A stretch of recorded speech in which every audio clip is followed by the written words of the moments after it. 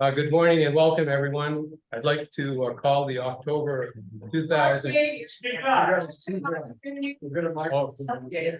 have a microphone. All right. The meeting out. It will create a sound factory. All right, good morning, everybody. Welcome.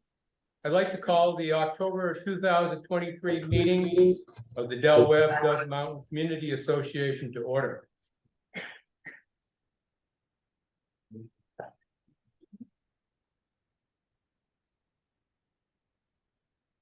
Before we begin, I'd like to go over briefly some meeting guidelines which are on the screen and on the printed agenda. I'm not going to read them verbatim, but we'll summarize. The goal is to provide residents an opportunity to comment in a reasonable manner. For items that require formal action by the board, residents will be given the opportunity to speak after the board discusses the item and a motion is made and seconded. At that time, residents will have the opportunity to be heard. Please be polite and respectful. Only one comment per item, and keep the speaking time to 2 minutes or less, and Karen will be keeping track of the time. After the meeting is adjourned, there may be an open forum whereby residents can make comment on any item not on the agenda for action, and the same speaking guidelines apply. So we could do a roll call vote to establish quorum. Terry Carrillo. Here. Steve Urchel. Here. Can you hear me, Mark?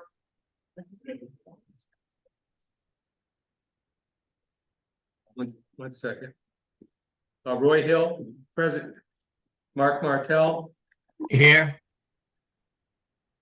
We have Steve Urchel. Yeah, I'm here. Okay. We have a quorum. Now let's stand and do the pledge of allegiance.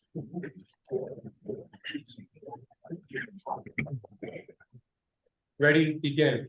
Pledge of allegiance to the flag of the United States of America and to the republic for which it stands, one nation, under God, indivisible, with liberty and justice for all.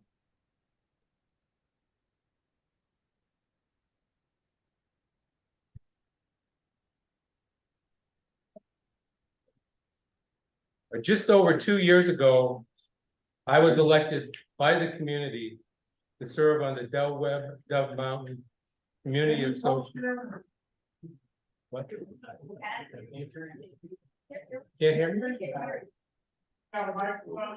Cannot use a microphone because of the meeting hour. So for your neighbors to be able to be on Zoom and participate in this meeting, everybody's just going to have to listen hard, and he'll need to speak up. It'll cause reverb. Okay, I'll stand here and maybe. Just over 2 years ago, I was elected by the community to serve on the Del Webb Dove Mountain Community Association Board of Directors, after serving on the transition committee for about 1 year. Last October, I was elected by the board to serve as your president. So I have been at this for about 2 years. The bylaws are clear. As president, I serve as the chief executive officer of our association. A daunting responsibility, especially in light of the mess we inherited from the developer and the Pulte board. It is a responsibility that I take very seriously. You will note a common theme throughout our presentations this morning, and that is the 5-letter word Pulte. This common theme is not an excuse, but it's a stark reality. I have worked literally day and night, weekdays, weekends, and holidays, 20 to 30 hours per week, to ensure our association is the premier HOA in the region, and to safeguard the well-being of our employees, residents, visitors, and guests. And much has been accomplished with the help of the staff, the board, committees, focus teams, and other resident volunteers. All of this will be presented in more detail as part of the November annual meeting in a few weeks. So it's not just numbers on a page. There are other factors that cannot be ignored, like human resources, safety, asset viability, risk and regulatory and legal compliance. So as your CEO, I have to consider all of these factors when we tackle a problem. And it actually requires being here with direct experience with our staff, our assets, contractors, and our wonderful volunteers. You cannot do this job remotely. I have worked side by side with Karen, Randall, Barb, Andrea, and the Welcome Desk staff. And I can safely say that there are very few that know more about the aspects of our association than I do. So I'm a volunteer too, and I've parlayed my experience as a water utility executive, engineer, nonprofit CEO, and former HOA president to endeavor to make Del Webb Dove Mountain, PA a better place now and into the future. That's right, into the future. I'm not just doing my stint and washing my hands of it. I could easily do that because I only have a few months left. The actions we have already taken and are proposing today set the stage for a great future for our association. So let's take a look at an example.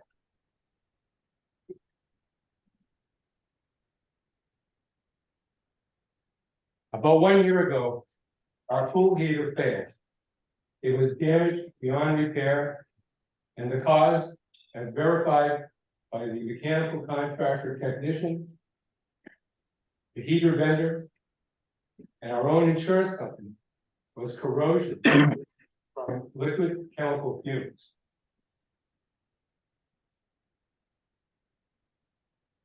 This is the heater, the old heater. And you can see the corrosion, rust colored corrosion around that heater. And you'll see in the next picture how that corrosion occurred. And then they took the heater apart and they found cracked flanges for the heat exchanger, also burnt wiring in here, all kind of related to the chemical fume corrosion. And it was determined that the warranty was void because the heater was in close proximity to corrosive chemicals. There's a provision in the warranty that says you can't have the heater in close proximity to corrosive chemicals. And our insurance claim was denied for the same reason. We filed a claim, a boiler claim, and they denied it because this heater was located close to chemicals, which are right here. You'll see it in the description. So imagine that, Pulte installed a pool heater in a location near corrosive chemicals that voided the warranty and our insurance policy on day one. So this is the kind of stuff I've been dealing with.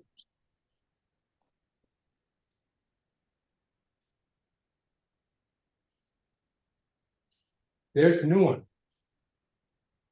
Right there. And you see no corrosion. So the ILC, the Infrastructure Landscape Committee, put a replacement plan in place, and we ordered a new heater. We actually negotiated a warranty extension for this one, because we installed some very temporary chemical fume protection. So Randall installed this wall right here with a fan to keep these chemical fumes that come out right here, all over the place, away from this heater. Unfortunately, we have a spot heater, which is located right across from these chemicals that we couldn't protect. So these fumes are still impacting our facility. So it took 4 months to get the heater, as they're not off-the-shelf items. And there's all sorts of equipment, large equipment delays today because of the supply chain. And the total cost of this project, of this heater, is $60,000. So the project that we propose to build a roof and chemical containment area is to protect this piece of equipment, to ensure it has a long useful life, eliminate the warranty and insurance issues, and to make a safer environment for our employees. These are the factors I have, not just numbers. And factors I believe cannot be compromised. If we do not, we might be spending another 60 grand in the near future and waiting another 4 months for another replacement pool heater. Please note that the pool heater, the spa heater, the roof and chemical containment area are included in our arbitration claim with Pulte. So there's a possibility, I'm the eternal optimist, that we're gonna get reimbursed in the next 9 months. And that's another good reason to keep these items in the reserve study that we produced for you today. So that's just an example. We're gonna get into more of this going forward. I just wanted to start off with that.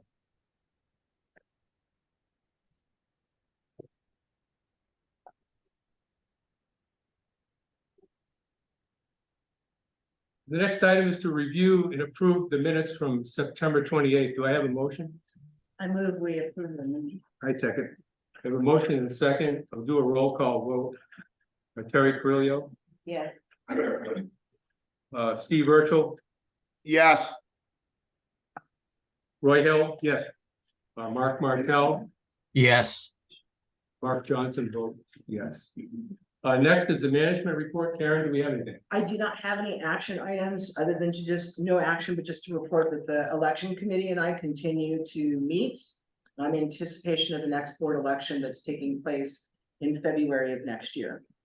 Thank you. Treasurer's report. I'll bring up the slide. Steve, you want to go ahead? All right, thank you, Mark. All right, so we still continue to trend very well for the year against budget. As you can see on the screen, income is up slightly over budget for the month of September, and we are trending slightly ahead year to date. I think most of that has to do with the home sales are coming in a little bit higher than budgeted when we went through the budget process last year, resulting in a little bit higher overall income. Our expenses, as you can see for September, just slightly below budget. And then year to date, we're off about, I'll say $30,000, $28,000. A lot of that is due to the pool heater being out in the colder months last January, February, March. Is about where our largest expense item for under budget is. And then obviously our surplus is about 61,000. We have reserve fund balance of almost 836,000, and then our care fund balance just under $77,000. Very good. Thanks, Steve. Yep. Anything else for the Not on that part of the report. next, we're going to go through committee reports, finance, Steve.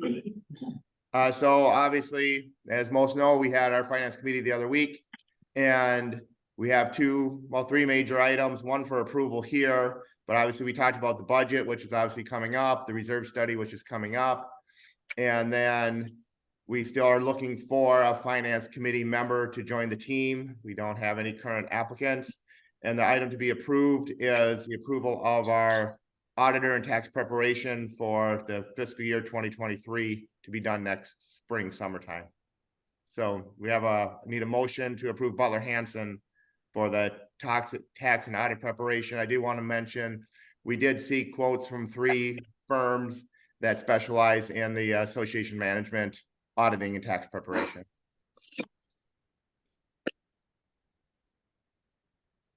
We have a motion? I have a motion to approve the selection of Butler Hanson for 2023 tax audit and preparation for $62.45. I'll second it. If we have a motion and a second, we'll do a roll call vote. Oh, excuse me. First, we have a motion and a second. Do we have any comments from the audience about this? Yes. I'd like to know how much you spent on legal costs from the association? And have you considered hiring a full service to do the chemicals if the building that is? That's, I'm sorry, you'll have to keep those questions for the open forum. We're sticking to the agenda. Do we have any comments on the selection of Butler Hanson?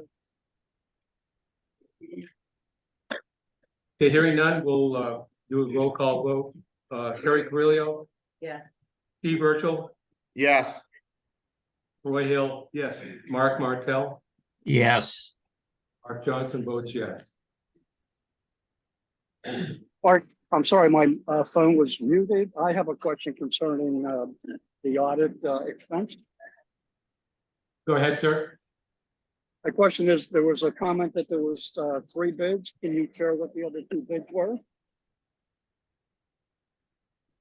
I don't have the information handy. I don't know, Karen, if you have that available.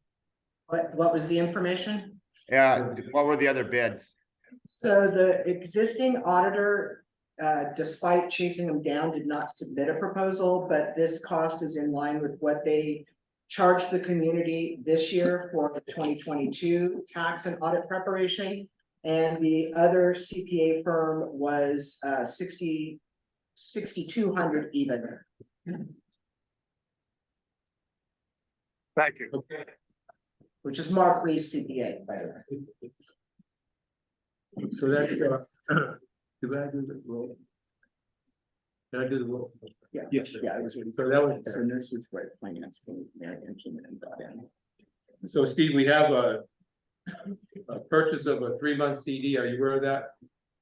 I am not, I don't remember. I think I had to leave the meeting before that came up. So we have the recommendation from the finance committee to purchase a new 3-month CD in the amount of $250,000 at the best rate available. And this is our ongoing reinvestment of CDs that we keep doing. Do we have a motion? I move we approve the purchase of. Second. We have a motion and a second. Do we have any comments from the community? Okay, hearing or saying none, we'll do a roll call vote. Terry Carrillo, Yes. Steve Burchell, Yes. Roy Hill, Yes. Mark Martell, Yes. Mark Johnson votes yes, approved. Next is the Architectural Review Committee, Roy. For October, we had 6 submittals. All 6 were approved, 5 of them with specific stipulations. We had one of the denials we had last month that I reported on. I met with the gentleman yesterday and we worked out everything. We're comfortable with doing everything, so his denial will be turned into an approval. And the last thing is the committee completed the design guideline reviews. It was sent to the board for initial review. We're having just a little bit of technical issues of converting it to a PDF format. I have 2 of the ARC members working on it right now, and if we can't get it done, we will send it over to management, let them send it to AAM, and should be available to for review hopefully beginning next week. Excellent. Next is the Communication Committee, COMCOM. Excuse me, I Yeah. have a question for Roy. Yes. To me. On the new architectural review guidelines. Yes. Are there fewer restrictions on homeowners or more? Actually, overall, definitely less, Right. with a couple that we had to tighten up. But in the majority, definitely less, because this is what we want the community to be able to do, is work towards what they want their house to look like. But like I said, there's just a couple because we've had some real violations that needed to be tightened up. Thank you very much. Yeah. The bid process that you use, like this, is that closed bid? Meaning no one has any idea of what the existing price is when you send these out? Price?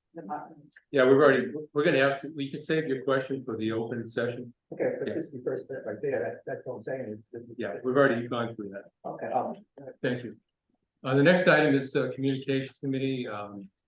Kim and her team are working on articles and surveys and all sorts of stuff, so they're keeping very busy and do an excellent job. Thank you. Next is the infrastructure and landscape committee. I also represent that group. Grace Resolution has a question for ARC. And Sue Tortorella has a question for ARC. Okay. Grace, you have a question for the art?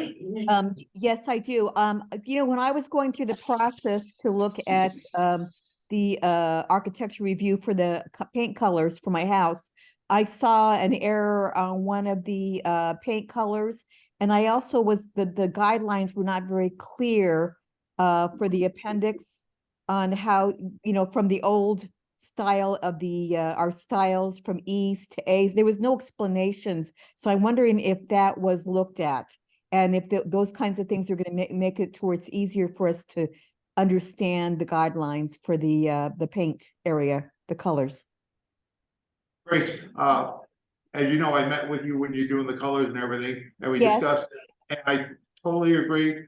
Our committee felt there was a bunch of guidelines that, hate to say it, but didn't make sense. Right. And we cleaned all those up.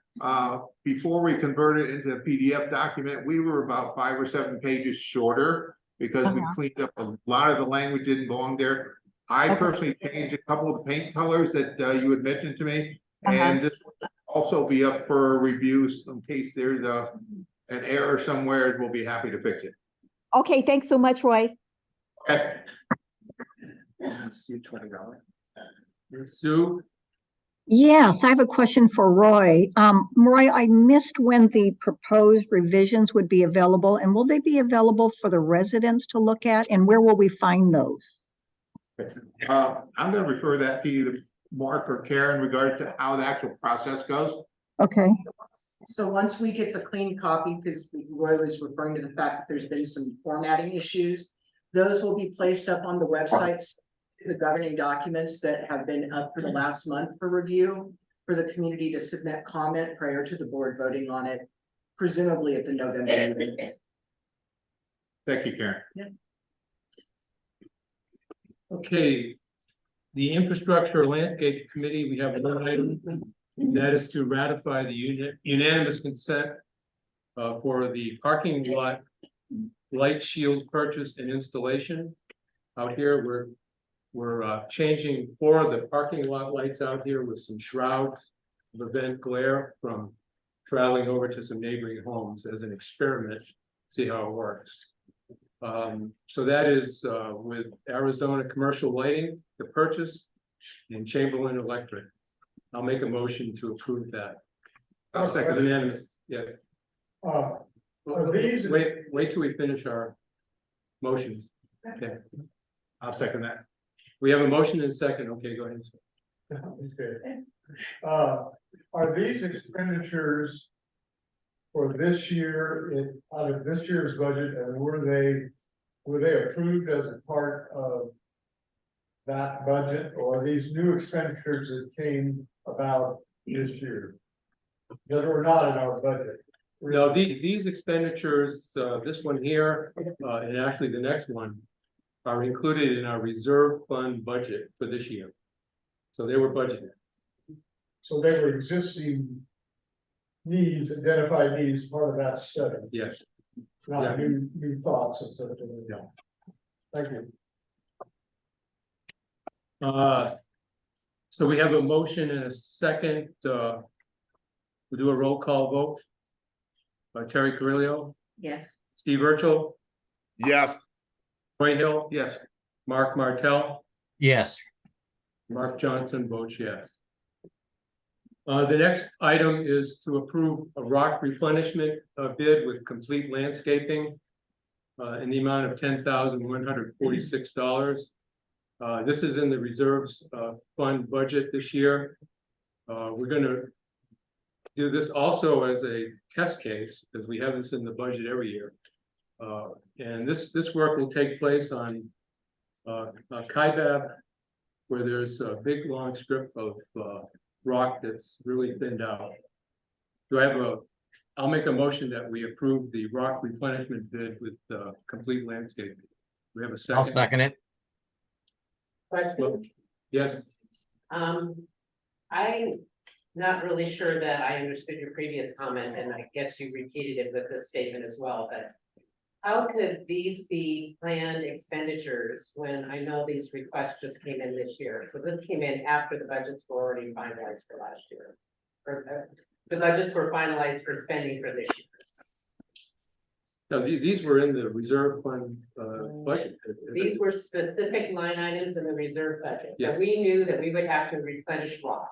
Yes, How were we that psychic?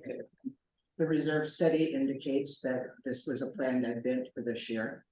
And Jack, it's- I understood that the first item was a complaint from a neighbor, so how could that have been in the study? Because it was placed into the reserve study, in Last the year, 2022 reserve study, when other lighting in the Sanderson complex was already slated for review.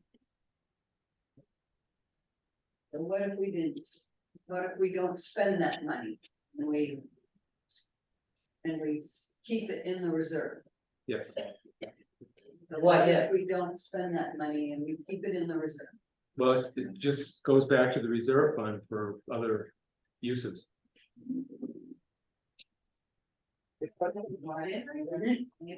Is the, gonna ask this question before, but now it's on the same thing. Is the bid based upon lowest cost or is it something subjective in here? Both. We like to get the lowest price, but we also look at the quality of the contractor, how quickly they can do it, that kind of. And it is closed, meaning no one knows whatever. Oh, yeah. Okay, we'll do a roll call vote. Mark, Terry, I have a question. Who's this? Robert Klein, Okay, go ahead. was the lock replacement project let out for bid from other contractors? Well, we did some extensive pricing with other contractors. And based on the survey of other contractors, we were able to get the price from our landscape contractor much better than what was proposed by outside contractors. So we didn't formally bid it, but we did research pricing from other contractors. So you did not have you did not have competitive bids on the project, is that correct? We obtained pricing from other contractors informally to see if they were, to see if our own landscape contractors' prices were in line. On this specific project? Just on this one, I have a question. yes. I'm just wondering about how much square feet is that? just so we could know in the future. I'm not really familiar with the space in Kaibab, and also what kind of rock are we replacing? Are we doing the little rock? Are we doing the big rock? 'Cause I'm not sure that's, with. You can't hear you. Learn. I'd like to know more about the rock replacement, so we know in the future how much space and whatever we're talking about, what it looks like. It's Apache brown, 3-inch minus, the big rock. That was put there originally. I don't have the exact square footage that we decided to do there, but I can get you that later. Well, what about just, like, is it? You have a rough estimate of what area is being covered? I have that, but I don't, I'll get to you later. I mean, is it like the size of the slaughter center? Oh, no, Or is it no. the size of a side? If you go up Kaibab on the Kaibab, sorry, on the if you're going north on the left-hand side of the street, once you get past the stormwater outlet, there's a whole little slope area there that's really thin. And that's the area we're doing. it says 75 tons on the invoice. Yes, ma'am? My question is, why is it necessary? Well. I live over here. I Yeah. like the way it looks now. I just don't know why it's necessary to add it on. Well, we determined that that area, and there's several other ones, had thinned out tremendously. We wanted to just freshen it up. It looks fine to me. I mean, I live there and people on my, we all live there. Why would they have to be walking?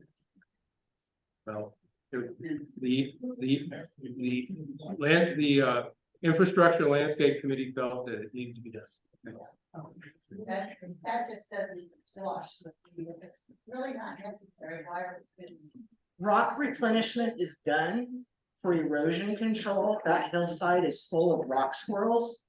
We can't hold back nature. It's also part of your weed abatement plan. So. That's what ground cover rock is for. Squirrels? Erosion control and weed abatement mitigation. That is generically, that is why any association top dresses their granite in addition to any aesthetic benefit that it would provide. Yes, Tara.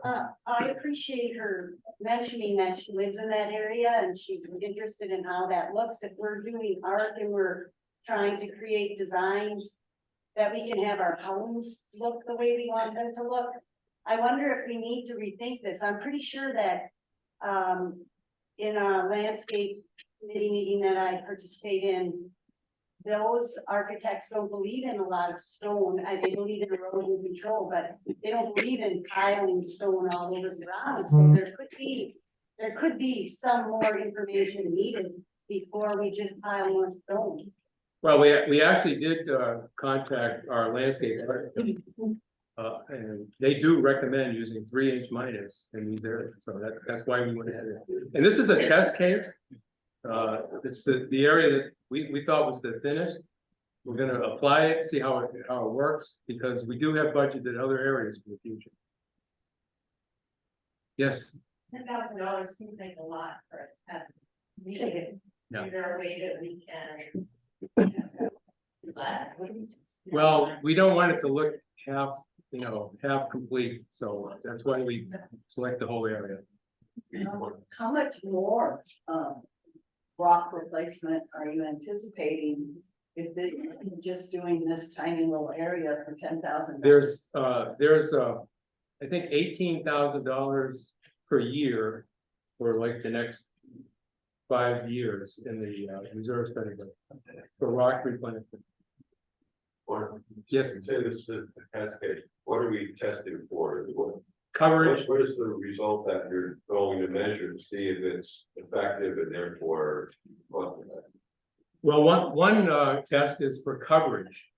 How many tons of rock do you need to get coverage in these areas that are thinned out, so that we can more accurately estimate the future projects. We measuring erosion over a period of a year or 2 years, or? Yes, yeah, we will monitor the erosion and so forth. Yes. So is there a chart that says, okay, if we see X amount of erosion within 6 months, we know that this is effective? No, it's just visual. Yeah. Okay. Where does the rock go that was originally there? Oh, it washes out. It goes down into the ground, some of the smaller stuff. And just over time, it thins out, falls down the slope. We have one other, we'll take one more question on this one. Go ahead, Sue. Thank you, Mark. I just recently had that wonderful task of re-rocking my backyard. And while I found labor consistent across the board, I found a tremendous variable in the cost of rock. And that's what I want to address, is where Complete is getting their rock. For example, what I learned was Pioneer at I-10 was probably at least 30% more costly than Dorado down on Tangerine, down towards the Marana down towards the Marana side of Tangerine. Have we explored the best cost, gotten the best cost for the price of rock? That's my question. Yes, Brad Basin with our ILC team did extensive investigation of this rock and contacted various suppliers. Mhm. And you're right, it varies all over the place. So we feel we got the best price possible. I can't tell you which one it is. but- Okay, I do hope that somebody looked into Dorado, because they're wonderful people to deal with and the price is considerably less. And they will truck it in, which also saves the expense of complete lugging 75 tons back and forth. So just want to throw that out there. You might be able to save $1,000. Thank you. We're gonna move ahead now. We have several questions on that one. Roll call vote, Terry Carrillo, Yes. Steve Urchel, Yes. Roy Hill, yes. Mark Martell, Yes. Mark Johnson votes yes. The next item is the landscape strategic plan update. I have a question. I guess I'm wondering, we have a wonderful turnout of homeowners. We've got a lot of people online. What's the point of us being here and localizing our concerns if nobody's even listening?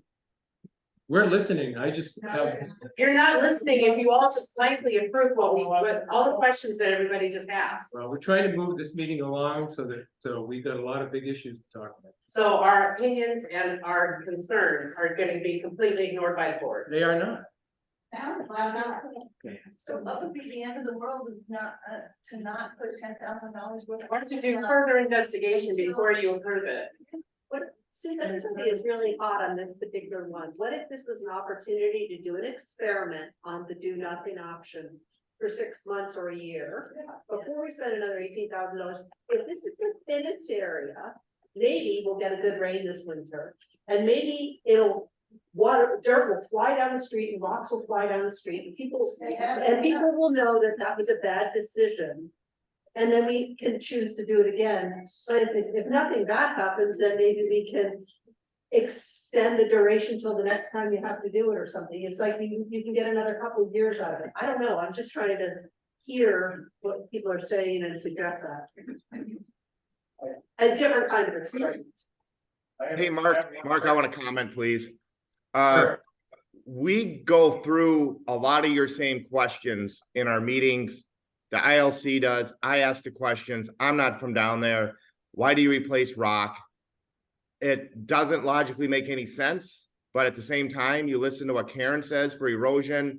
If you have those squirrels in your yard, they have dug up and turned your dirt, hard packed dirt, into very loose sand.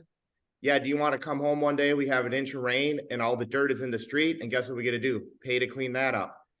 These things are all vetted by us. We're listening to what you're saying. We're not discounting what you're saying, but we go through these same arguments inside our meetings. And part of it is we're trying to make the best decision with the information we have, and not just go spend money. And I've said that at other meetings. I'm the treasurer. I don't like to spend money if we don't have to spend money. And you're going to hear that about 8 more times today. But in reality, we could take every item that somebody says at this meeting and have 8 more meetings about the same issue and spend $10,000 6 months from now. We've done that work on the pre-work before they bring it even to the point where we want to vote on it. It's not like the ILC just went out and said, hey, let's go buy some rock and put it over here on this side. Looks like there's not a lot of rock. That's not what's happening. What's happening is these things are getting vetted and thought about and put through the same type of questions because we're trying to protect the finances for the residents. Thank you, Mark. Thank you. I have one question on this. Numerous times today, questions have been asked about line items that are on the slide, and they say, I don't have that information available. I didn't have it. I don't know it. I don't know what the bids are on the lines. So my comment is that the board does not seem to have the information on specific line items they're presenting today to answer the question. So Yeah, I'm just gonna add one comment, Mark, and the board. It seems to me like you got $10,000 here, you said $18,000 a year for the next 5 years for reserve for rock. Okay, that's roughly $100,000. Why not bid out $100,000 project over the next 5 years to these rock companies and see if you can get half the price? Why do this little bit at a time like this? I mean, you guys gotta think about business. This is ridiculous. $10,000 test. All right, we're gonna move on to the.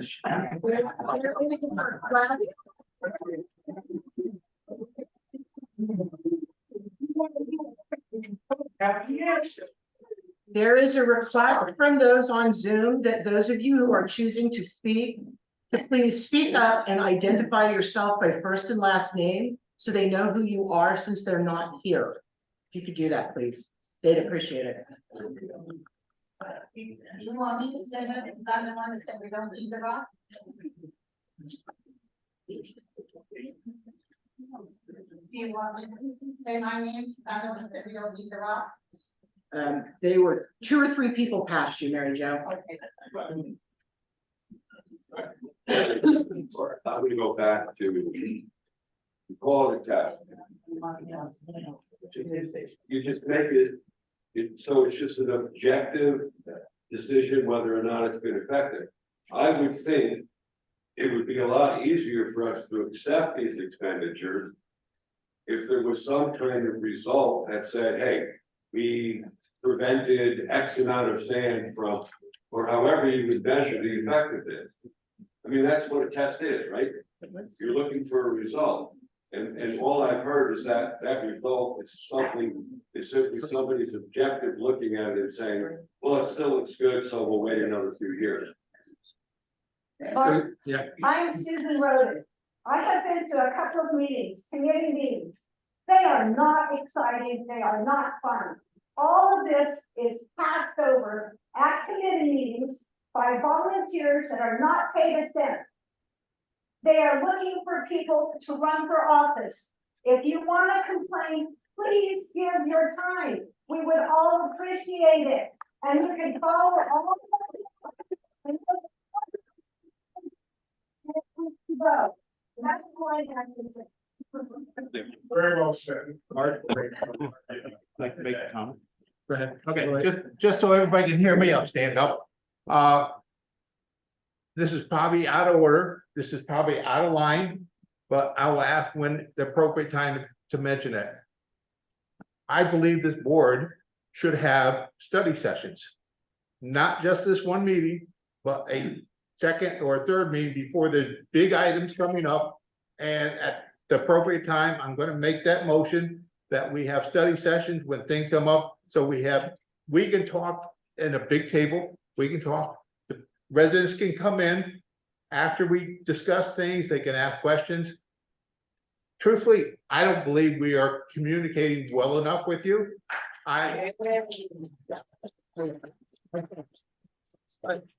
was a town administrator in Connecticut. We had all sorts of meetings. I was a police chief in California. We had study sessions the week before the board agenda. I think we should change the system that we are working on and make it more public friendly. And like I said, might not be the right time to make the motion, but when it is, I'm going to request that I be allowed to make that motion. Thank you.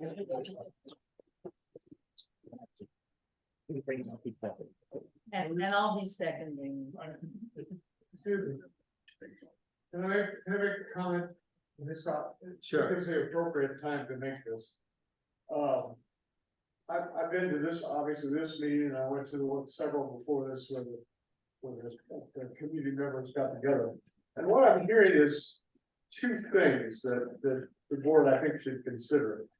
To me, when you're dealing with money, you're dealing with any of the issues associated with finance for the community, you need to have 2 big basic guiding principles. The first is frugality. You expect the board and all the finance committees to drive themselves to be frugal. Why? Because everything else inflates costs and increases costs. Everything you do does that. And so I hear people saying, how do we know the board's being frugal? And your comment about, well, study sessions would prove that, and perhaps they would. I have no comment on that. But in the end, you want a process that says at the end of this, what we know is our board is frugal. Yeah, I'm gonna have to They've move. looked at every possibility for making the lowest possible budget they can. I hear people questioning that because they don't know what goes on, or I don't know if you are a frugal board or not. I really don't. I need a better way to do that question. So, and the second thing, of course, new expenditures need to be explained to the board like this rock replenishment. So I've got a proposal. I worked in budgeting for 31 years.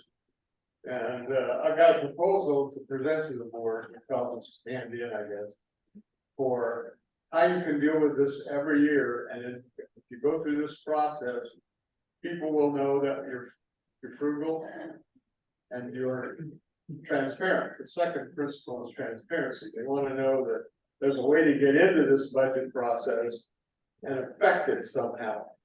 And that's what you need as a board to prove to them. Otherwise, they come to the conclusion that the board may or may not be frugal, and we don't really know what they're doing, for what reason. I think. But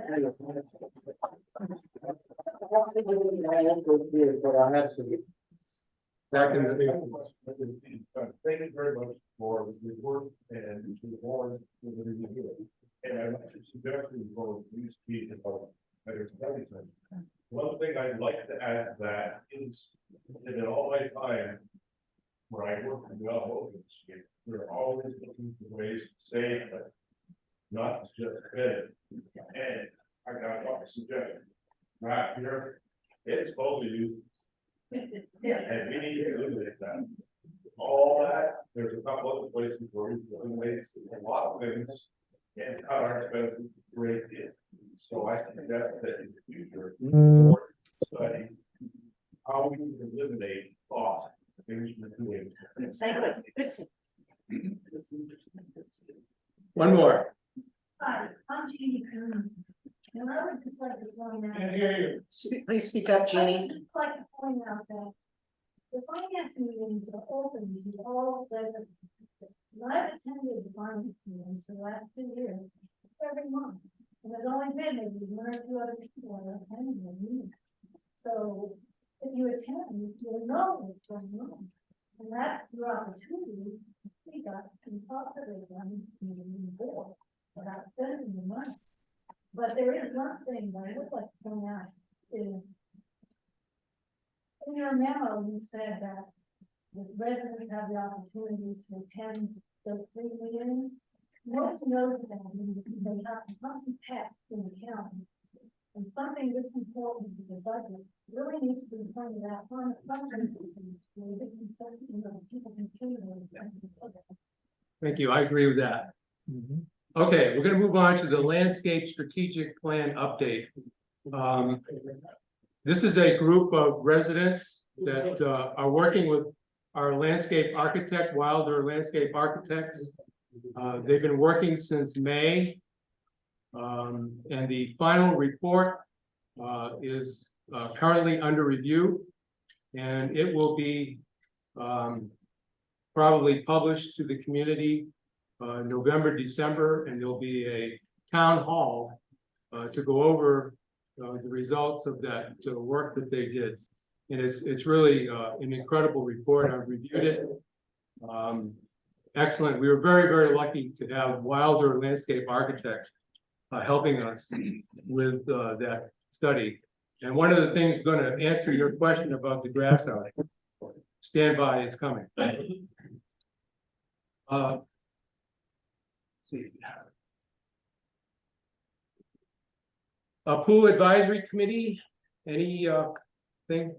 Yeah, just a couple of things. All of the members have agreed to serve for another year, but since we worked on a few problems, the group will be meeting quarterly unless meetings are needed.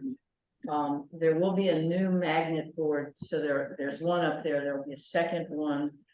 Because especially as the people are coming back who have been away for the summer, more people are using the pool, we need more magnets, so, it's a simple question. So that'll be happening. The other thing is just to remind everyone that the pool is going to be closed October 30th and 31st. It needs to. Will be closed October 30th and 31st. Will be closed October 30th. That's the best I can do. I'll do it. And Terry just wanted to let everybody know that the pool is going to be closed Monday and Tuesday, the 30th and 31st, for maintenance. We're going to shock the pool. We do that periodically to keep the critters from growing in there. So that's going to happen, next Monday. Go ahead, Grace. Yes, again, I don't understand this magnet thing. I've been saying this forever, but you could put the reservations easily on the online so that people that want to go to the pool to use a certain time can reserve online, then they can not have to drive down to the center to put a magnet. It just seems so backwards when you can probably have have it reserved online. Just my thought. I may be off, but it would make more sense to do reservations online for people who don't have to drive down and then figure out physically if they can be next on the queue. That's all I wanted to say. Thank you. Is that Velda? Merle?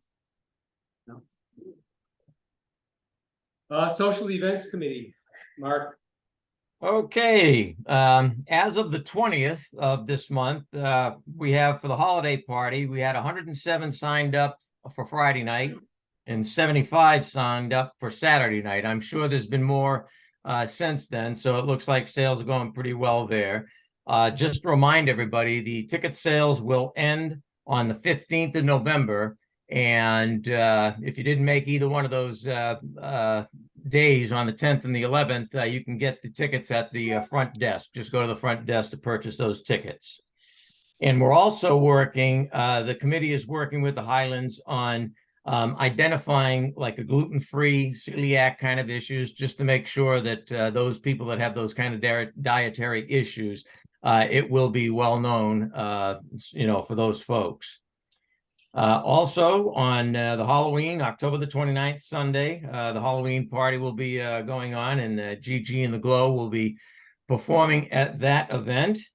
New Year's Eve will be on December 31st, Sunday, and there'll be a theme on that called High Society, and I know there'll be more information coming out on that particular item.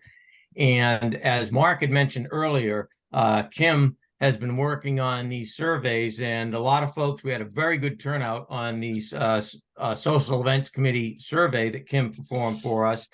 And they're reviewing those results right now and going through a lot of that information, and that will be released to the community so that everybody in the community will be able to see what the what the choices were from the rest of their neighbors. And that'll be released in probably a week or two. So be looking forward to seeing that coming out so everybody can view those survey results. And that is it for Social Events Committee.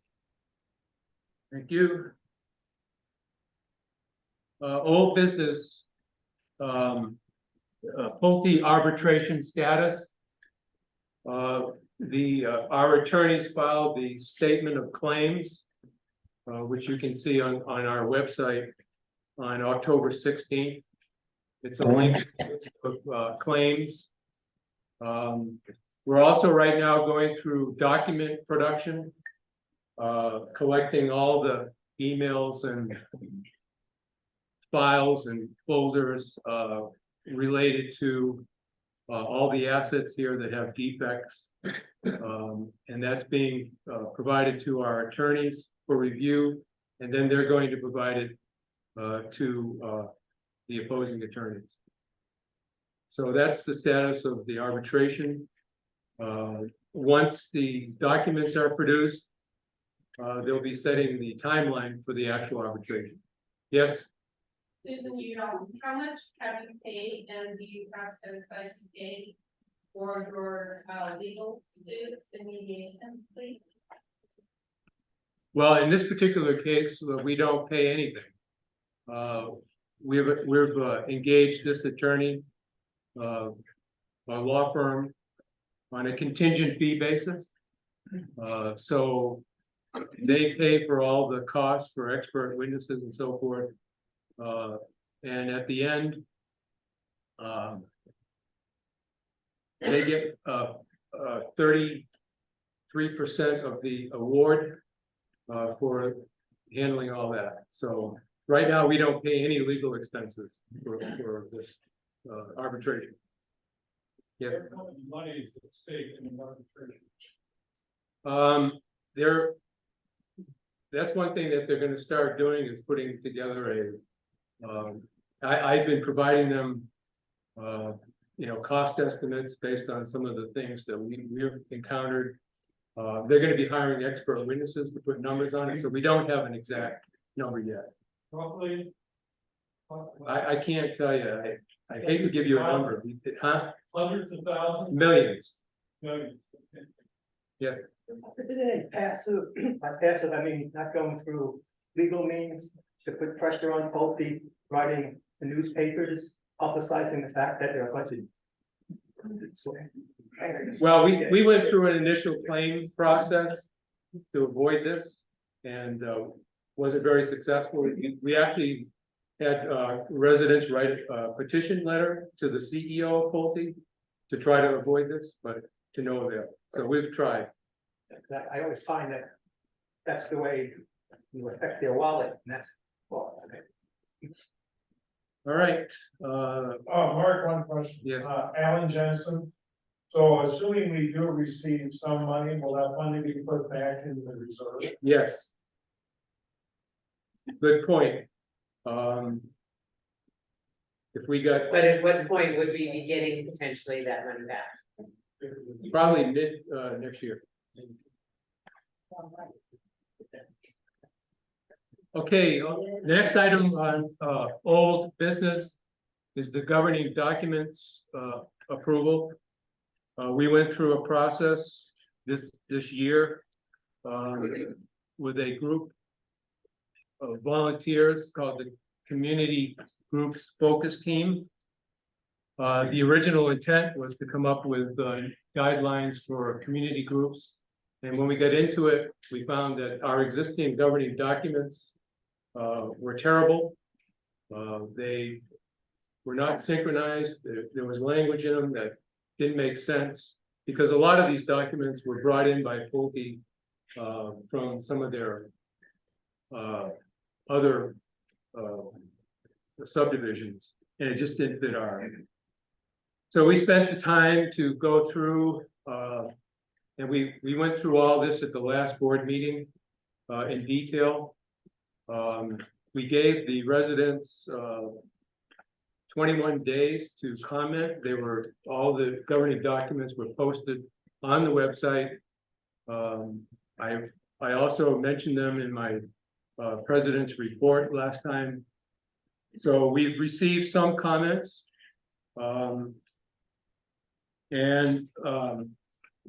We received about 11 comments regarding the community groups rules and regulations, and they're all related to one specific item, and that is the association paying for copies and handling the copies for the trivia group.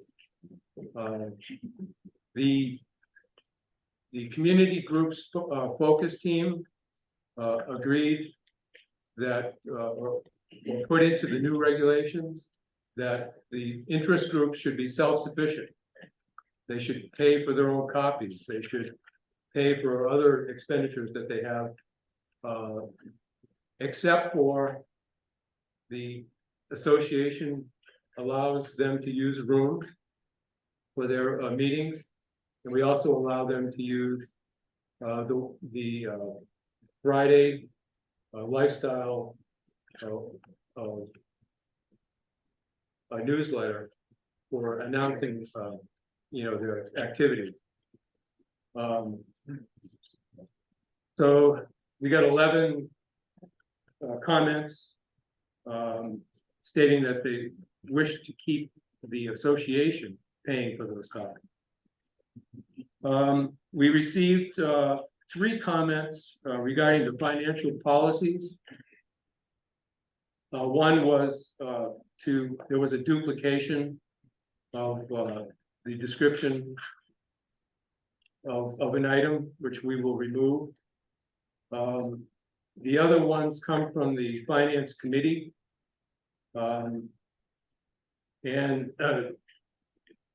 one that's going to be added is that any year-end operating surplus will be transferred to reserves and be categorized as operating budget surplus, which can be utilized in the future for an emergency operating budget shortage per CC&R 10.2.3.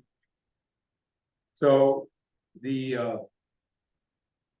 just went through the CC&Rs and we found that provision. So if we do have a surplus, say this year, it'll go to reserves, but it will also have a tag on it that says if we have an emergency in our operating area, we can use that money per the CC&R. The other item will be the state and federal income taxes. We never really had to pay too much income tax on our earnings because the interest rates were so low. But now they're up, 6-7%. And as you can see, we have, close to $900,000 in our reserves. So we're earning quite a bit of interest now, and we have to pay taxes on that. And it's been determined through our CPA that those taxes come out of the operating budget. And this is just to clarify that they'll be coming out of the operating expense budget with an offsetting reserve fund contribution. So those are the only comments we received. So I'm going to make a motion that we approve the new general rules and regulations, the common area rules and regulations, the community group rules and regulations, the financial policies with the 3 comments, and also the safety and emergency response manual for this facility. Do I have a second? I'll second it. We have a motion and a second. Do we have any comments from the community? Actually, I'd like to make a real quick comment. Yeah. Just so everybody understands, we had that 45-day time that you could look at them. As we talked before, same thing's gonna happen with the architectural review guidelines. I just wanted to re-emphasize that. Tim? Hi, I'm Tim Gold, and I do this review here. We have the monthly trivia contest here basically since the development. And I've been running it basically since the government. And Yeah, can you come up to the mic and speak up for the benefit of your neighbors on Zoom?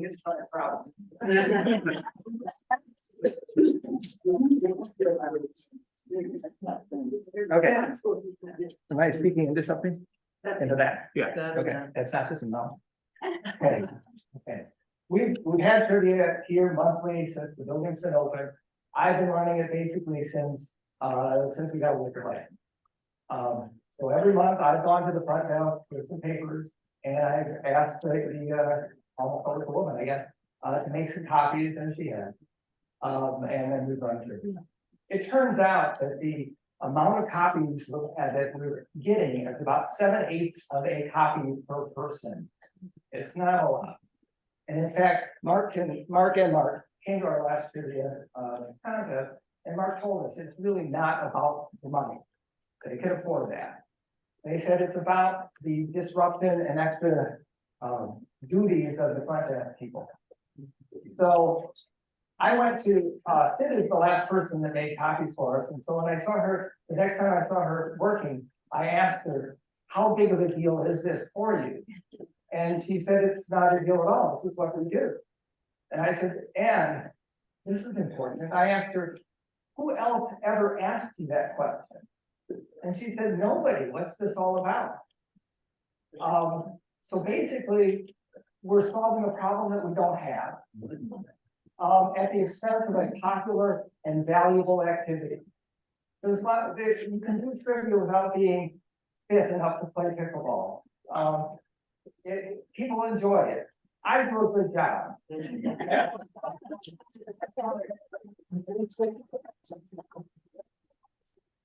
I've been very clear too. It doesn't necessarily kill trivia if you kill our copies, but it will kill me doing it. I will not do it. So I suggested that the board adopt an amendment allowing interest groups that rely on copies to have no more than 2 copies per person per month. And I would ask that they offer that amendment and pass that amendment before accepting the rules that we know that. Okay? Thank you. I would like to please do the noting of that amendment, obviously. We write it anyway.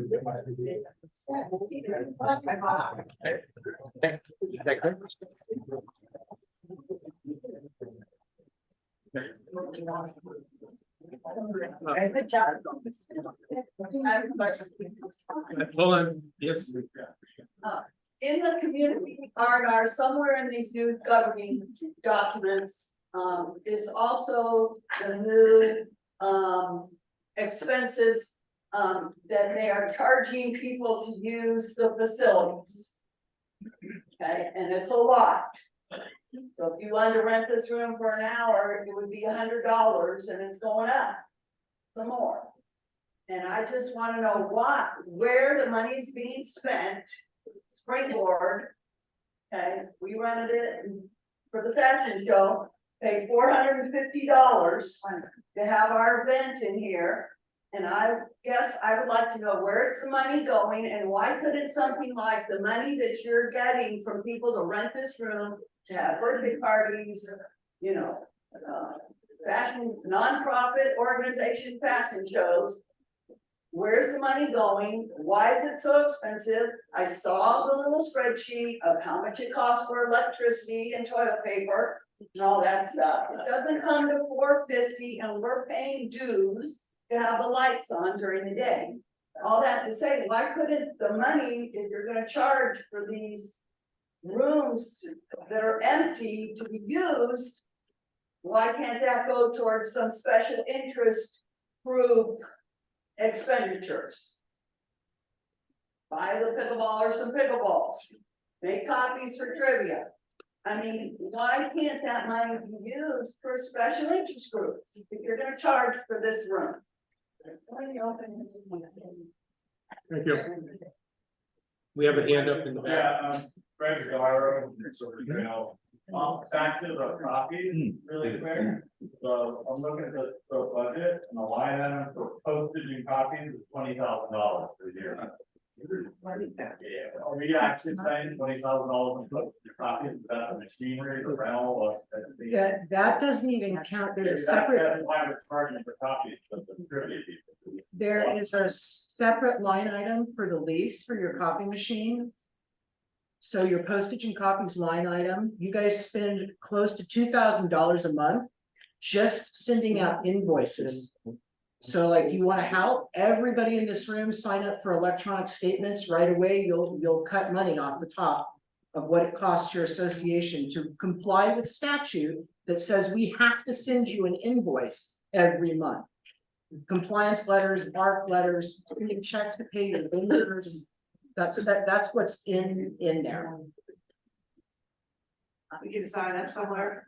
Yes, you can sign up. If you go to homeownerresources.com, if any of you are using the All Access app, you can go to either of those portals and sign up for e-statements. And they'll go to your email. So we've done that, we still get a letter mail. Right, come to me, give me your account number, and let me find out why that is. We have some online. Yeah, we have Sue Tortorello and Greg Ball with her. Greg, go ahead.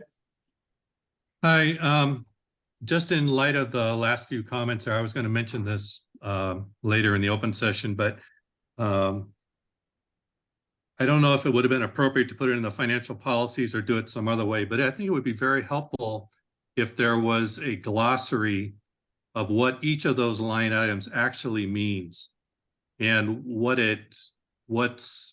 the reserve fund comes from, how is it created, or the other funds, how they're created, what's the source, and that sort of thing. And maybe it's something that the finance committee could put together and just put it online. I think that would be very helpful. It would answer a lot of questions like photocopying.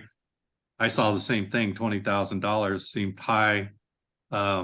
But I understand that Karen's point, I get an invoice by email. I think it's great. And I certainly would encourage everybody to do that to save money. But the glossary would be extremely helpful.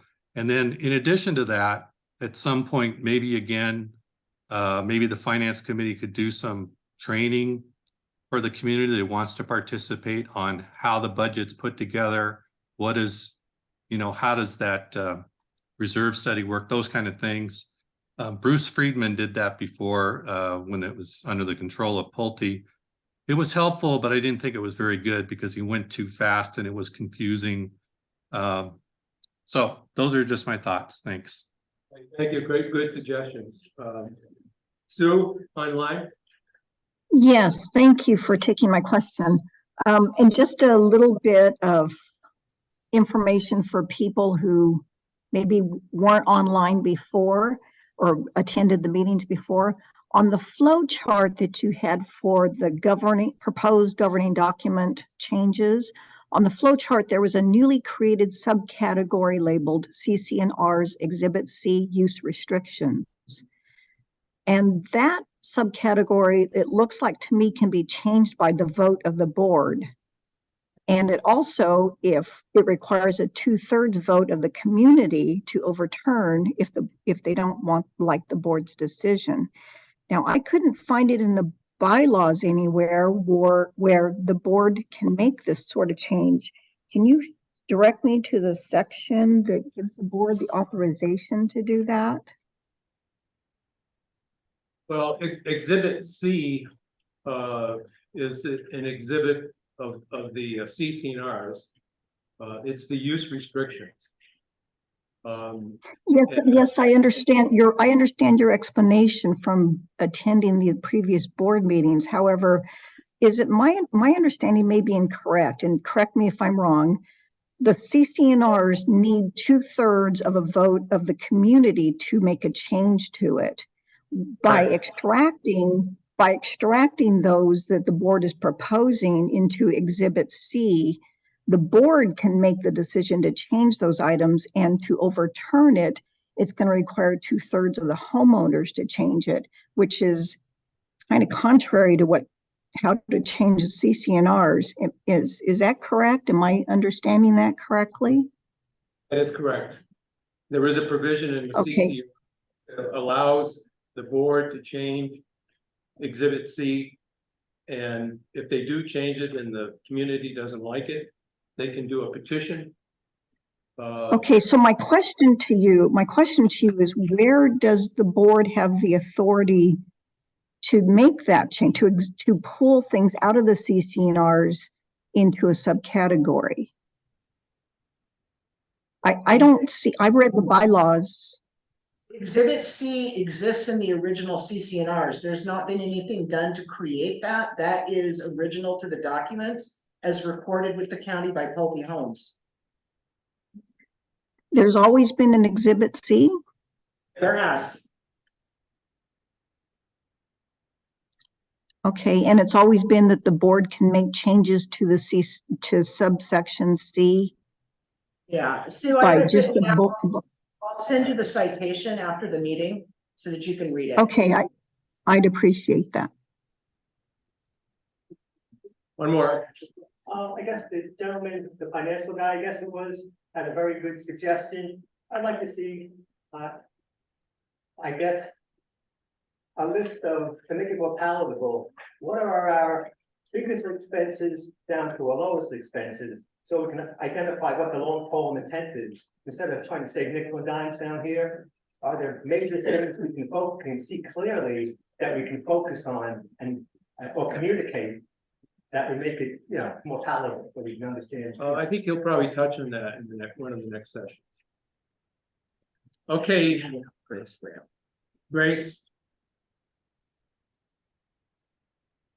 Grace Real, you have. Yes, I'm here. So what I wanted to ask was, Karen, I like the idea that we could do electronic for everything. Can you send an e-blast with a link so we all can do it? So many of us can opt to do electronic? Thank you. Yeah, fantastic suggestion, Grace, would be happy to. Okay, we have a motion and a second. We'll do a roll call vote. Terry Carrillo, Yes. Steve Urchel, Yes. Roy Hill. I don't know if this is appropriate time, but I would like to discuss amending that, not real clear, but amending the copy sections. So if motion is not the correct time, then I vote no. I should have been, Part of the motion. yeah, it should have been part of the motion. Well, I didn't know about it when the motion came up. So would you, so just would take, you want to amend your motion? And then Roy second the amended He can motion. amend it. Yeah, I would like to amend the motion that gives some latitude in regard to copies for organizations and two per person, as it was recommended, is good, but we need to limit the time before the time that the copies have to come in is made like 3 days before, in case something is being rushed somewhere and just not time to do it. That's my amended motion. Everybody needs to be reminded that we have 32 interest groups. We have what? 32 interest groups. How many interest groups require copies? Well, they're taking care of them themselves, right? None. Every. Do we have a second for the amendment? Second for the amendments? Yes. So second, we move on. Wait. No, the second only comes from here. Yeah, so he's made an amended motion, so the first, you kind of need to clear the first motion. So are you withdrawing your initial motion? Or are we gonna continue voting on that? We don't have a second. We don't have a second. So let's, the first motion is to accept, and that's the motion that's on the floor for now. So you as the person who made the motion, I would need to amend it, or withdraw it. And then a new motion. Okay, I got you. Okay. Everybody, hold on. I'd like to speak, since I have no second, I will have to withdraw the motion. All right, we'll do a roll call vote. Mark? Mark, Who's this? this is Robert Klein. I would propose amendment to the printing policy. I would propose that the board purchase a copier printer for the purposes of community use and provide copies at no charge. Well, I'm sorry. That you cannot make a motion. This is going to vote right now. Terry Carrillo, Yes. Steve Urchel, Yes. Roy Hill. So this is on your original motion? Yes. Okay, no. Mark Martell, Yes. Mark Johnson votes yes. So the new community, the new governing documents will be posted on the website in the very near future. I want to thank all the people that helped me with that, and the community groups focus team. For all their hard work. Yeah.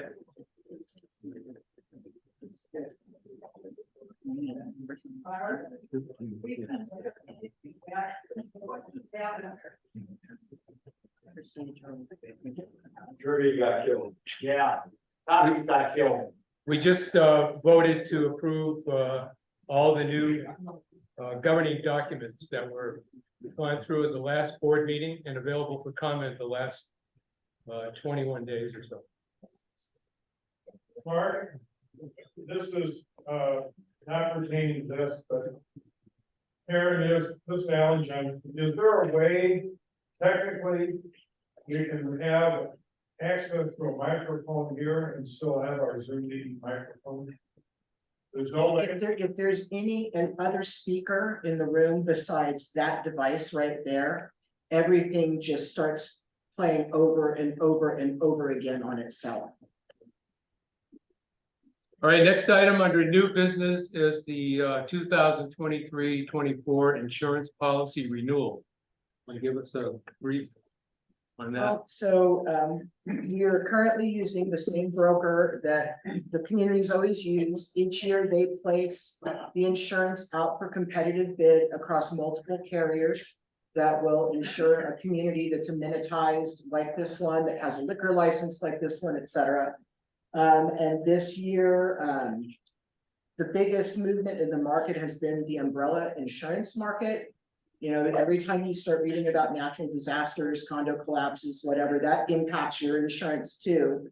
But we were able to stay pretty competitive, and it's actually fantastic that the community was able to retain a $25 million umbrella policy, because those are pretty much not written anymore. So at the moment, you guys are considered a good risk. So I'll entertain a motion to approve the new insurance policy. I'll second it. Mark, I have a question. Yes, wait till we get through our. Okay. Are you making the motion? Oh, sorry, I thought you were. I'll make a motion, we approve the new insurance policies. We have a second. I'll second. Now you can. Alan Jensen again, what was our previous year's insurance cost? And I think that kind of information is good to get out to the audience here. Well, It was published on the website. I know, but again, not everybody, make it easy on us, okay? It's not hard, you can just post the number. Last year was. I believe it was 50. Yeah, last year the policy was $51,629. And that's for everything. That is your volunteer worker comp, property, general liability, automobile liability, crime policy, the D&O, everything. $51,629, and this year it's at $55,441. If you have a breakout of what it costs us from an insurance standpoint, the fact that we have a liquor license. No, I do not. I can make a request, but I don't know if they split hairs that way, but I can ask. Okay, thank you. Okay, any other questions? Insurance? Hearing none. We'll do a roll call vote. Terry Carrillo, Yes. Steve Urkel, Yes. White Hill, Yes. Mark Martell, Yes. and Mark Johnson votes yes. All right, the next item is the 2023 reserve study update approval, and we're going to combine that with the 2024 budget approval. We'll give our presentation on both of those items and then open it up for discussion.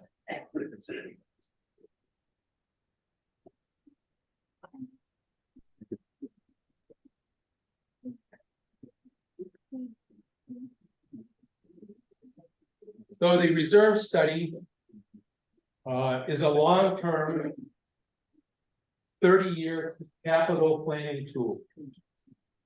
30 years. It's not a commitment to spend any money. It's just a planning tool. But it is the basis of funding for reserves over time, so that funds are available for the identified project. We don't commit to spend the money for each project, but we do, in the operating budget, commit to contribute to the reserve fund so much a year over time, so that these projects can be built. The reserve study is done on site here every 3 years. It was last done on site in 2022 last year, and before that, 2018. So we hire a consultant, they come, they inspect all the facilities, they take notes, and they come up with replacement costs for all of our assets. And then they do a non-site visit in the intervening years, and that's what they did this year. This year, the Infrastructure Landscape Committee provided significant input into the reserve study. We made some changes to the nomenclature to make it fit our association. We provided the consultant some better cost information. For example, we have, recent bids for view fence painting that were much higher than he had used in the past. So we provided them that information. And then also our suggestions on the useful life of certain assets. And the remaining useful lives of certain.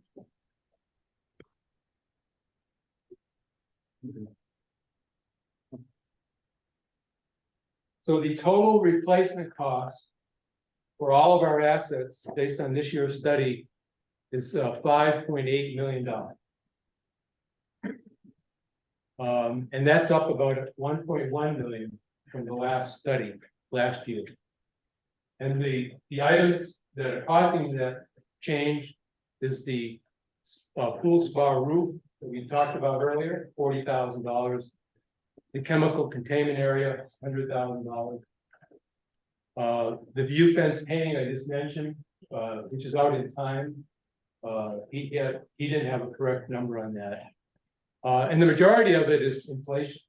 They inflate all the projected costs for all the other assets. So there wasn't a whole lot added, but the inflation is a big driver. And then there were some other minor increases and decreases. Is that inflation $600 or $6,000? Oh, it should be 600,000.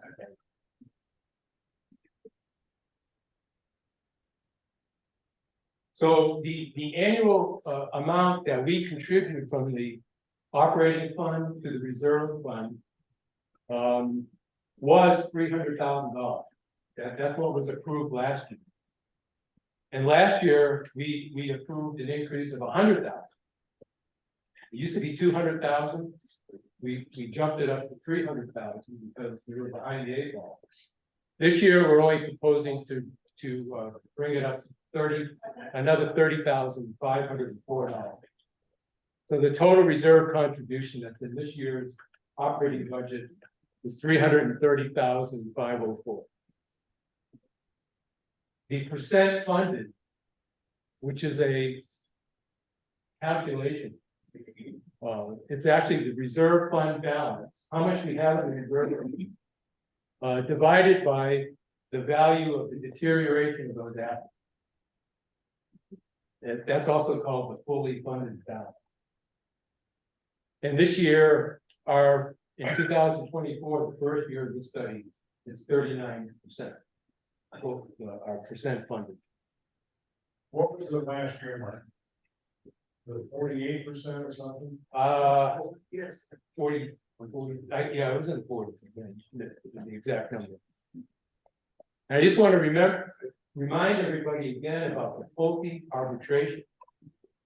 Because if we're successful with our arbitration, there could be some money coming in to the reserve fund to improve that 39%. And I can't guarantee it. The percent funded goal is 75%, and based on this study, that'll happen in 2049, which is 1 year earlier than the last study. Was there Yeah.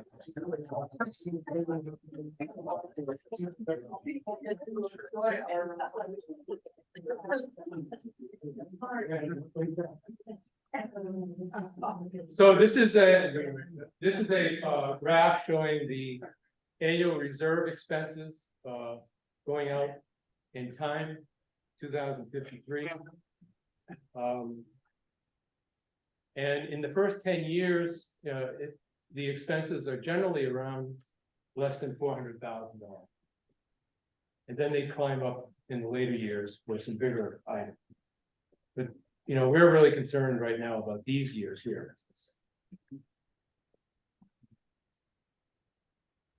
And this is a printout that shows the total estimated replacement costs, 5.8 million, for all of these different asset categories. And this time, as I mentioned, we broke it out. It used to be lumped together, like phase 1, 2, and 3 were lumped together. 4, 5, 6, 7 were lumped together. So I wanted it broken out into the categories. So the total expenditures in 2024 are estimated to be 294,500. So there's a number of projects that are in the reserve study for next year, 2024, that add up to a total of 294,500. And over here, we're proposing to contribute 330,504. So we're spending less money than we're contributing, which is good. It makes, the fund is going to build up, not tremendously, but it is going to build up. The current fund balance for our reserve, we have almost, 860,000 in our reserve fund balance. And the fully funded balance, that's that number I talked about earlier, is the value of deterioration is 2.2 million. So this number divided by this number is the percent funded, 39.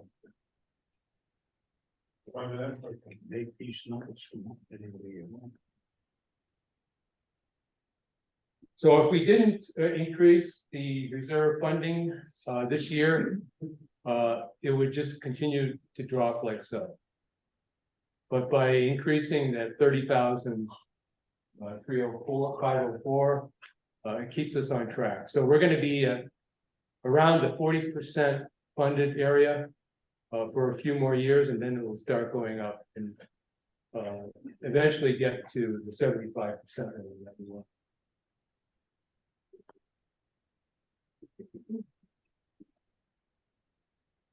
So this is another printout that comes from the study that shows these statistics by year. You can see the percent funding, the risk associated with anything, 39% and higher, up to about 70% is considered medium risk, and anything above 70% is low risk. And of course, the high risk items are in the 20s, but we don't have any of that. And it shows the reserve expense for each of those years going forward. Question? Let me finish. So I want to point out something. I've seen some literature floating around that Pulte left us with a 70% funded reserve. That's false. That is completely false. This is a chart that shows the 2021 projected Pulte. Pulte did a reserve study in 2019 when they were in control, and they updated it 2 times. This is the 2021 update, and it shows the expenditures that they had in their study in the yellow bar. These are the expenditures that Pulte in their study was going to expend going forward. The expenditures in the blue bar are the expenditures that are coming out of the reserve study that we just did. Quite a difference, right? We've got quite a bit of difference here between what we're projecting to spend each year and what Pulte projected in their reserve study. And this is the key. Pulte did not properly value our assets when they were here and when they left. In the underground. Correct. They did not put in, proper future estimates for replacement value of our assets. They kept it low on purpose because they wanted to leave here with a rosy, picture. 70% funded. That's part of our arbitration that's going on. Absolutely. Absolutely. We've included in our arbitration, a filing that they underfunded our reserve. And we're not the only, I understand there's another Pulte, another Del Webb community that's doing the same. So you can see when Pulte was in control here, they kept things as low as possible. And they did the same thing with the assessment. You'll see that later. This year's expenditures as high as they are because Foley left us. Yeah. No, these expenditures here were in the reserve study that we prepared last year. And we accomplished them all. The ILC is going to meet the reserve fund budget for 2023. They came out in time. And these are our projections for the future. These are accurate projections with proper estimates and the timing of those estimates. Could you go to your previous chart?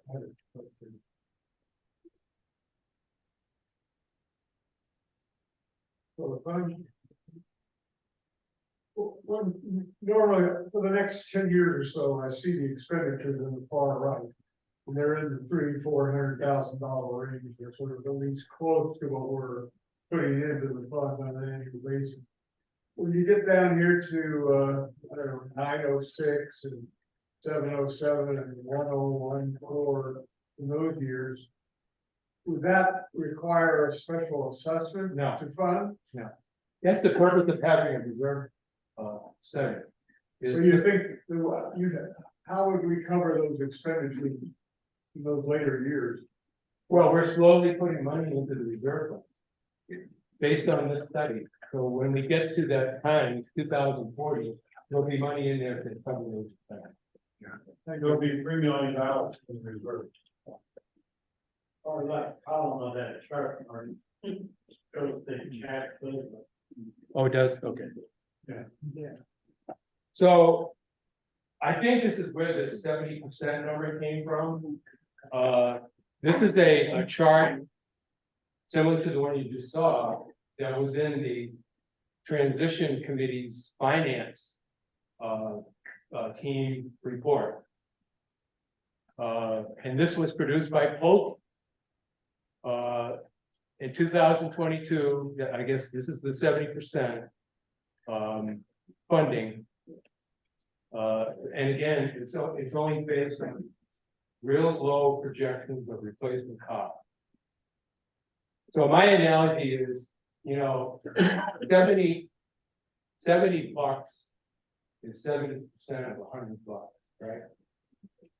But 70 bucks is not 70% of $200. So Pulte had $100 in there when it was really $200. So I estimate that the percent funded when they left here was probably about 35%. So this business that they left us with 70% funded is below.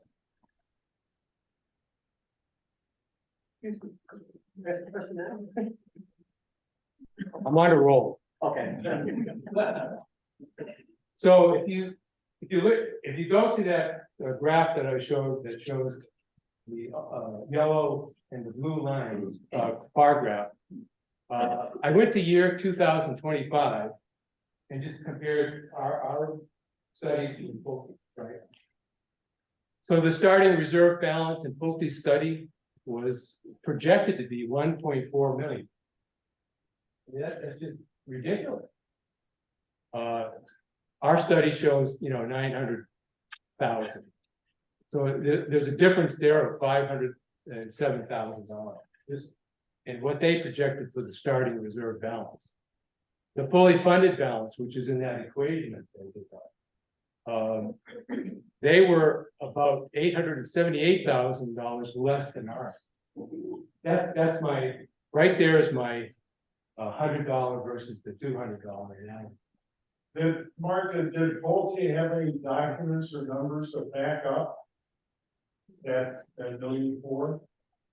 Well, they have a reserve study that they did. I know. I don't know where all the numbers came from. So we were not privy to that at the time. The reserve study, but who knows how they put that together. Yeah, the reserve specialist is the one that comes up with that number based upon data they're provided. So as the community was being built out, each time an update was provided, Pulte would generate, they would give them the, say, for instance, the plans to say how many more linear feet of wall were going in, et cetera. And then the reserve advisor takes that information and turns it into a numeric number. Do we get the same numbers if we had two different financial people looking at these? Is this a standard way of doing things? Yes. So Pulte's for 2025, they came up with there would be 96% funded. A real rosy picture. And of course, we were at 39%. But I believe, as I mentioned before, the starting point they gave us was 35. And the reserve study expenditures by Pulte was only 95,000 that year, when we've got 317,000. Reality. This is reality. This is not. The difference of $221,000. And the total replacement cost in Pulte's study was 2.8 million. And we're coming up with 5.8. So the difference there, almost $3 million in estimated replacement cost. So I just want to point that out because I've seen the 70% thing floating around, and it's just not accurate. Mark, what are the major line items in that 221,000? The difference. Where are the main differences? What we're. I didn't know. Well, that would be the difference between the two studies, and I didn't get to go into that. Is there a reason why we didn't know before it was turned over? Well, we didn't have, we were relying on their information, like, before we took over as a board. And when we took over as a board, we engaged the reserve study. And now we have something to compare it to. And if you look back at it, what they provided us is not 70% thing. Fair enough to put you on the spot. That's right. Is that something that the management company took So, over, could have been aware of? well, so I would produce any invoices for costs of whatever we had spent money on. When they come up for the value of something, if we don't have an invoice or a proposal that would say this is what the real cost is, they're tapping into their national database. And for most things, they just do that. There's certain things that they would not put in there unless we provided them the numbers for. So for instance, replacing irrigation controllers, like we have to provide that information to them. But when Pulte's giving plans and they're saying it's going to be this many linear feet of block wall and it's this many linear feet of view fencing, that's the reserve specialist that is crunching those numbers based upon their national database. It just seems to me that trying to understand what their motive would be for doing that, because logically, if they do this intentionally, they're almost opening themselves up to a lawsuit in every place that they build and to deceive the HOA when it's getting turned over. Well, you also have inflation coming into this, that that is going to inflate the values. Yes, based on Mark's numbers, that's 100% inflation. But I mean, and their study was based on the same asset, their study is based on the same asset as our study. Right, that's what I mean, I'm trying to understand the motivation. I'm just trying to, yeah. I'm not disagreeing. So Pulte did not leave us to the 70% funded reserve. Like I said, I think it's between 30 and 40%. For anybody that has either insomnia or a keen interest in researching this more yourself, all of the reserve studies are on the community website. If you go into the login document, the community resources, document resources, under the financials, and all of the reserve studies dated. So do you know what's the 2016 are in there. Pulte did? Just to 2019. Karen, are you saying that Pulte's reserve studies are also available for? Yes, yes, they're all on the website. All of them are on the website. I can't sleep. So I just want to remind everybody again that we have an arbitration going. So even though we're showing, our reserve study shows 39%, we really need to be patient and see what happens with the arbitration. And as we go through the arbitration, we don't necessarily want to paint a rosier picture. I've heard some folks wanting to jack the reserves up to 70% in 5 years. I don't know if that's. Mark, you've got a couple people with their hands up Yeah, online. I just want to.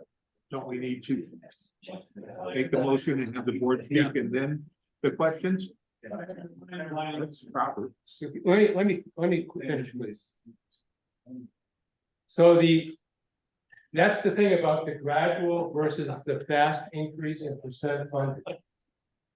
I've seen some suggestions that we speed it up, get to 70%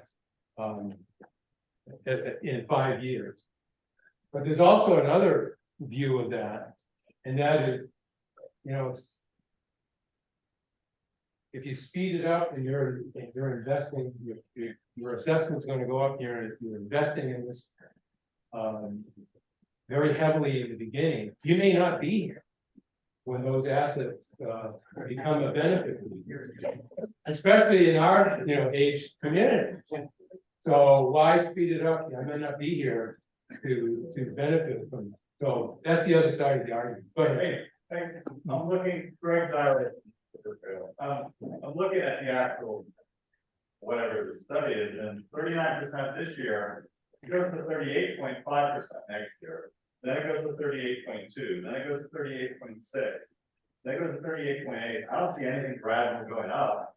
I see gradual just staying the same, just slightly down. Yeah. For 4 or 5 years. So there is no gradual up. Why is that, I guess? The question that comes Well, up. Why are we not- we're just balancing in these first 5 years, we're just balancing the reserve contribution with the expenditures, just the way it worked out. And then after that, it's back forward. Well, my suggestion here is don't panic. We might get a good arbitration award, but it's only 9 months away. And we'll be redoing our reserve study next year and I could be back. Excuse me, I'd like to make a point of order. I'd like to make a point of order. Yes. What's our progress in This- getting that transfer? Mark, point of order. This is not the way we do business. We make our presentation, then the board has a chance, the motion is made, and then all the great questions, which I think every question I've heard so far is very well said, but it's just not the proper procedure for a meeting. So if we may, Okay, we'll play by the rules. yeah, please. So that's the presentation on the reserve study. Now we're gonna have Steve do the operating. All right, hello, everybody. Pretty exciting so far. So more numbers for you to contemplate. And we all know that many people have seen this, commented on it. Mark has hinted at it. I obviously know, I've seen emails, I can see social media. There are things that people don't like about the budget, and I get it. And when we went through this budgeting process, we had a meeting last week that I think was published. There were 2 people there to participate in the meeting. We talked about this budget at the Finance Committee the month before, as we've done the year before that and the year before that. So we do, again, look at the best interest of the community, what we believe is the best, going about it in a, a good fashion. Obviously, everyone's got, it seems like 75 different opinions of what should happen. You've heard from Mark, you'll hear from me, we'll hear from everybody else. None of this is taken very lightly. We want input. I want input. It's very important in the process. The issue is our process runs out of time when we get into November, and we need to do things that follow our own guidelines of getting dues increases out, a budget put together, and all those things that we run up against. We went through this, we debated it and debated it and debated it, and we believe we're putting together out the best budget that we can. Obviously, many of you have commented on the Finance Committee not recommending the new person, the new maintenance person. That is the Finance Committee's prerogative, what they believe. I sit in the Finance Committee meetings. I am a board member. I am not a Finance Committee member. I'm there to act between, to hear what's being said on the Finance Committee, bring what the board is thinking so we can work together.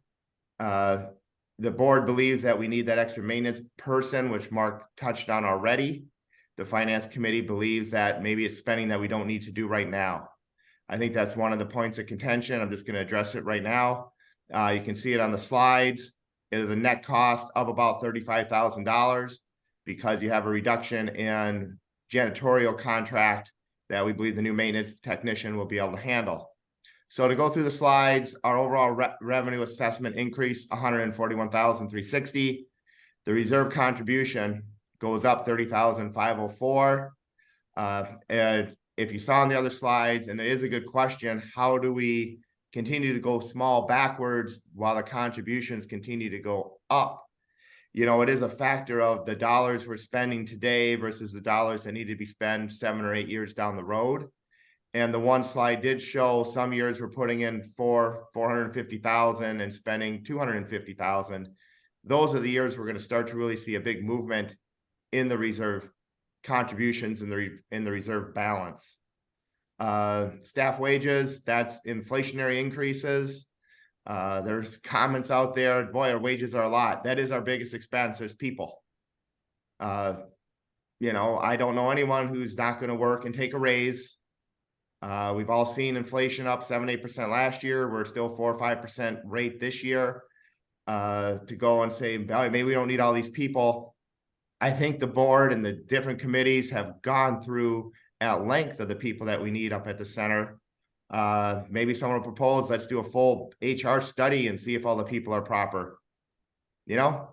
Once again, we'd love volunteers, and it seems like there's a lot of them out there that seem like they don't like this direction and can more than be happy to volunteer and help us out. We got the maintenance tech and then benefit increases. That's health insurance and any other benefits that go along. And if you're anywhere in tune, I'm in tune, I run a business, health insurance is going up again, 8 to 15% this year. And so those are very real costs for people that work for us. Next group of expenditures, federal taxes. This is a surprise one. We pay taxes on our interest income. That's by law, IRS code, nothing we can do about it. When we are earning $1,000 of interest, it was really a non-issue. Our interest income this year will probably be around 40 to 45,000. Next year, probably 50 to 60,000. So we're budgeting in taxes of 17,000 to cover last year and current year taxes. Natural gas, obviously we talked about it. Pool heater was down. Natural gas was less last year. We're putting a number back in there that makes sense. Pool and spa maintenance is up. We have deferred the stormwater maintenance that was in the plan 3 years ago to do stormwater maintenance of, I think, 15, 20 grand a year for 3 years to clean out all of our stormwater maintenance items. We've tackled the biggest culverts and issues. So we felt okay reducing that this year and deferring that into the future. Landscape service, no change, and then you got just small increases up and down. Overall, on the budget side, we spent countless hours looking at a lot of the line items, digging in to see, do our costs going to change? Are we dialing them in pretty well? My biggest concern is that you don't want to wind the budget so tight that if you do have something go bad, you have no cash to take care of it, and then you are, deferring something more. The budget is operating costs and operating expenses. We have several, excuse me, higher expense items, and we'll walk through those relatively quickly. Obviously here, if you can see the dues assessments, $214 translates to 152 grand. And then we have a whole bunch of other ancillary revenue items. The only big one I'm concerned about, the working capital fees, that is based on home sales, how many homes will sell, and the price we're getting for the properties that are sold. That's the one running above budget right now this year. And so we ratcheted back the home sales because of the economy, but I think we still budgeted 35 home sales for next year. Everything else is pretty minor in that regard. Contract services, you go through here, all pretty similar to last year, other than, we got our shared costs with Dove Mountain. They did actually provide us at the last minute with a pretty good estimated number, the $79,740. Again, our relationship with them is not friendly. They don't let us participate in anything. That is a Pulte design, not design, but Pulte signed contract that we don't have a seat at the table. So we do take their number, and that's what we've dropped in our budget. And then you can see the janitorial contract has gone down. Next slide, thank you.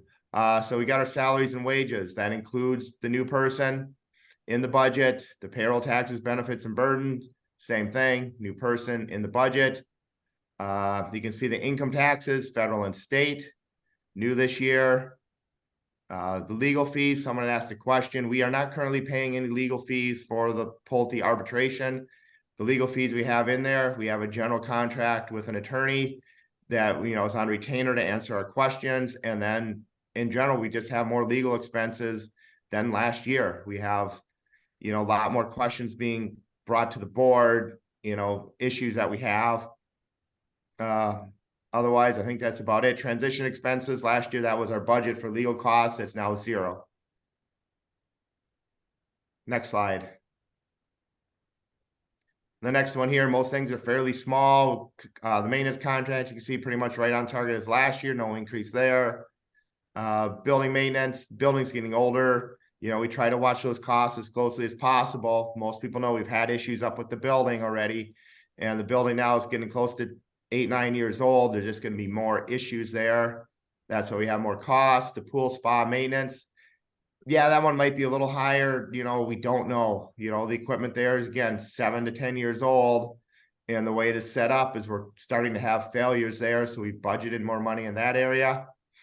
And then finally, the utility section, all pretty similar except for the gas, pool, and spa. That's our increase over last year, mainly due to the fact that it wasn't running last winter.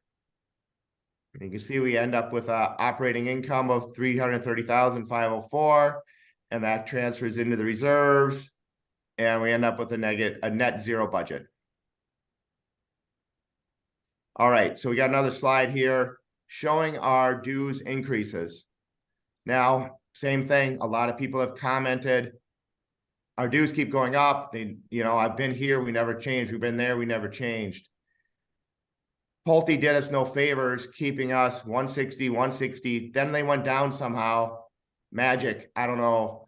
Costs always go up, going up a little bit, let up a little bit. I will say I was here on the first board. I was a participant in the first budget.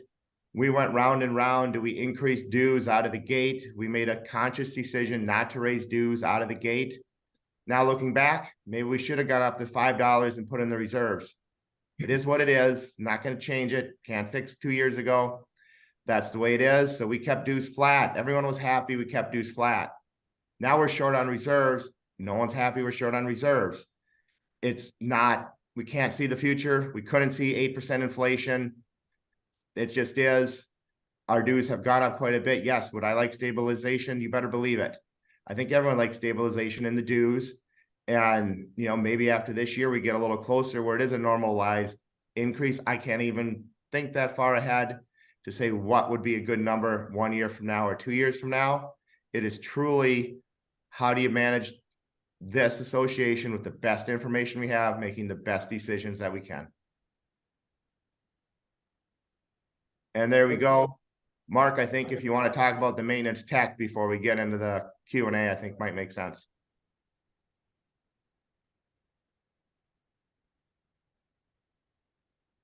It's been quite a lot of discussion about this proposed position. Just want to remind everybody that the Del Mountain Community Association is a 365, 24/7 operation. When everybody goes home here, this pool out here and all the equipment associated is still running. We have a lift station, runs all of that. Things happen out in the streets, even though we're not responsible for them.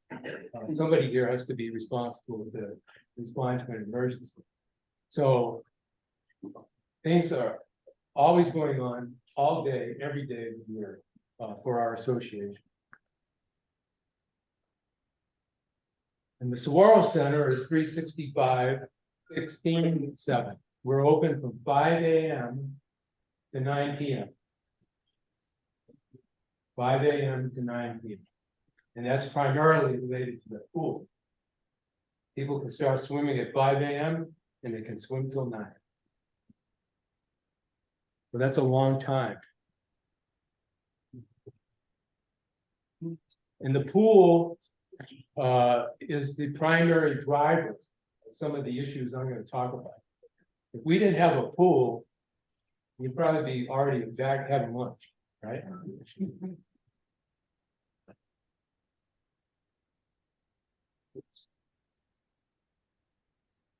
And this pool that we have, you folks don't see it because it's behind the wall. The mechanical, chemical equipment area is very complex. This is the isometric diagram for all the equipment that's in that pool.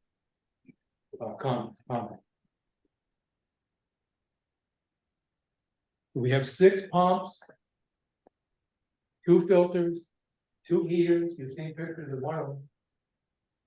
6 liquid chemicals, 7 dry chemicals. There's no roof. The sun is beating down and all that stuff. And when it rains, it fills it up. There's no way for the water to get out. There's no chemical containment. We've got 2 liquid chemicals sitting side by side, uriatic acid and bleach, sodium hypochlorite. They're right next to each other. And if they ever mix, it'll react and cause the vapor cloud. They're right next to each other. And we can only clean the pool when the swimmers are not there. So that's essentially from 9 p.m. to 5 a.m. Randall can clean it sections at a time during the day, but if people are swimming, he can't get in.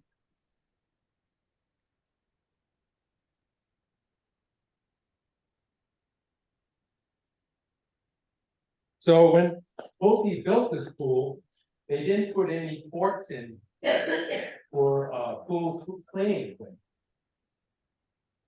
So this thing here is actually a pool bottom cleaner that they gave us, along with a portable vacuum pump.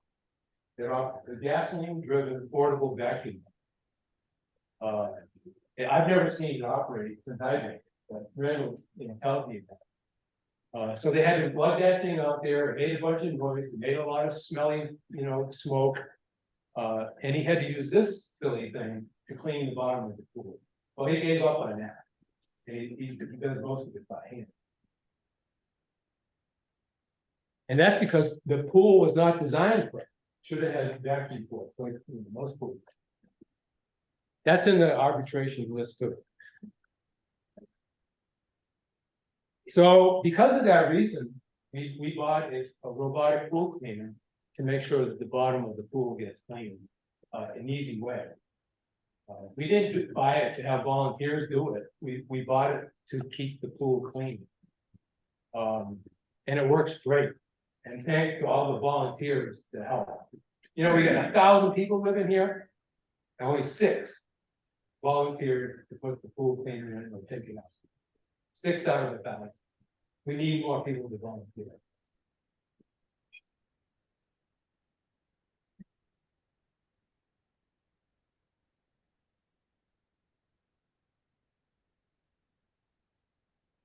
And this is an example, the pool, the robotic pool cleaner has a filter. We take it out every day and clean it. So here's what it looks like clean. Here's what it looks like in the morning, when we take it out and before it gets cleaned. It picks up a lot of stuff. And most swimmers I've talked to have noticed, complete difference in the quality of the pool. The floor of the pool isn't slimy anymore. We're picking up silt, calcium deposits, hair. Sometimes we pick up swimming equipment. Yeah. It's amazing. So on the weekends, and we'll get into this in a minute, Reynolds not here, so I do in the morning. I come here at 4:30 in the morning and take that thing out and clean the filter in the house.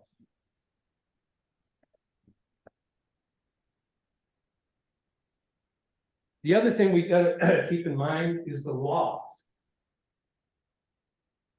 Arizona statute and the Pima County statute require us to sample the water in the pool and the spa twice daily for pH and chlorine and other parameters on a less frequent basis. So to be in compliance with the law, that's what we should be doing. And you know how I found out about this? A resident, very early on, said the ILC, these statutes, okay, you people are not in compliance. So we have a resident engineer that's pointed this stuff out.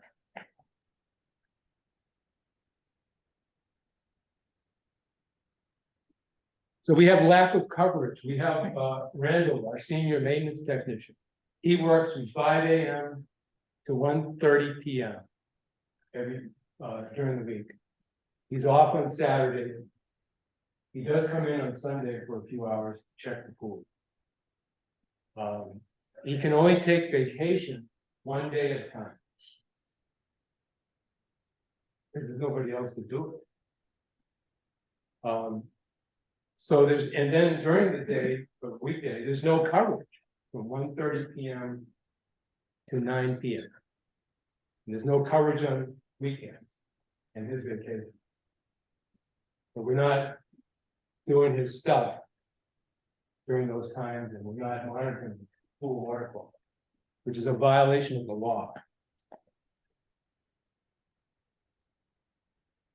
So when he's off, no water quality testing, there's no preventive maintenance going on. Volunteers are removing and cleaning the robotic pool cleaner, Mark. A few other volunteers. And resident volunteers have to meet with maintenance technicians or contractors when he's not here. Volunteers, residents. I'm going to give you some examples of what I've been able to catch as a resident volunteer when Randall is not here. So this device here is called a variable frequency drive, VFD for short. And this drive operates the pool pump. We have one pool pump that runs 24/7, 365 in 105-degree heat. Amazing, it doesn't crap out of the family. And we put the new pool heater in, and shortly after that, we were getting, this device here tripping out. And when that trips out, the pool pump shuts off, and that automatically shuts off the heater. So we put in some, pool temperature monitoring devices in here, which I have on my cell phone. I can't help it, I wake up at 3 o'clock in the morning to make sure the pool heater is on. Make sure that new heater is working properly. And you know, back in May, this tripping kept happening, and it's driving me nuts, driving Randall nuts. He said it had happened for years, so it wasn't just then. So I dug deeper into it, and if you look at the code on this thing, it says internal temperature. It was tripping on internal temperature. So I contacted the VFD manufacturer in Sweden. They got me in touch with a distributor here in the United States. And he said, oh yeah, I know the problem. There's 2 fans in the bottom of that thing, and they're probably dead. Right there. So I ordered the 2 fans, $200. Came the next day, we had an electrician come and take them out. Look at it. They're full of dirt. And they weren't working, and they weren't driving air through that VFD. And that's why it was tripping. We put the new fans in there. So this is back in June. Thing hasn't tripped out since. And I was able to catch this. When, you know, helping Randall out in his off hours and so forth. It saves a lot of aggravation. Here's another one, just a few weeks ago, when I was doing the pool cleaner at night, putting it in the pool as a volunteer, I had the key to the equipment area, so I always go in there to check it. And I found this leak going on, and it was spraying water over this motor. This is the spa motors. You know, water and electricity doesn't mix usually. And I was able to shut this thing off and prevent maybe damage to that motor and others. So that's back in October 11th. Here's another one in September. Same thing. I was doing the pool robot at night, stopped in here, and this thing here is leaking. And it was spraying all over the place. There was water on the floor in there. And there was water going on the electrical equipment. I was able to shut that off. And this one and the one I showed previously, the plastic tubing is cracking because it's exposed to the sun and the heat, and it just cracked. Another reason why we need a roof. And another reason why we need more preventive maintenance.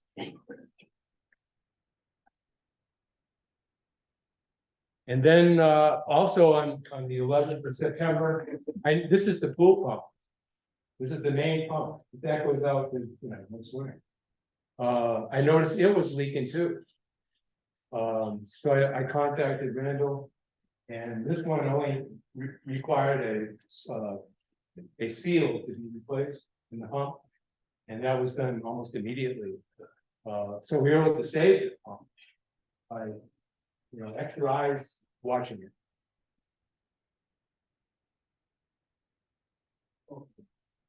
And then we also had a situation where our lighting system here, we have a system called crushed bronze lighting system. It's pretty sophisticated. A lot of buildings use it. And it operates the lighting and the fan. We had a power failure back in August. And all of a sudden, we couldn't operate the lights at all. All these panels here were dead. And we had to find someone to help us. So we eventually found a guy in Phoenix, Mario, and fortunately he had worked with Crestron in the past. And he came down and helped us out. And here's a situation where he could only come like around noontime. Randall's off at 1:30. So I had spent the whole afternoon with this guy to help Randall out. And we were able to diagnose what the problem was with the lighting system. This is the control module right here. And he hooked up his computer to it and determined that the software program that runs the whole thing got wiped out in that power. There was nothing in it. And here's another thing, Pulte never gave us the software program to run the lighting system. We never had a copy of it. Because Mario, the first thing he says, well, give me a copy of the program, we don't have it. So fortunately, he was able to call Crestron, because he worked there. And we had to sign some papers, and they were able to send us via the internet, the program that goes in that module. Now we have a copy of it. It's on Karen's laptop. So we were, as soon as he loaded that program in there, all the light, everything started clicking and boop, boop, boop, and we got all the lights going on in the building. Now Mario is coming back to help us program the scheduling part of it, so that we have a little bit more flexibility in determining which lights come on and certain hours of the day. So he's coming on November 1st or 2nd to do that. So here's a case where Randall couldn't be here, but Mark was, so I came and helped out.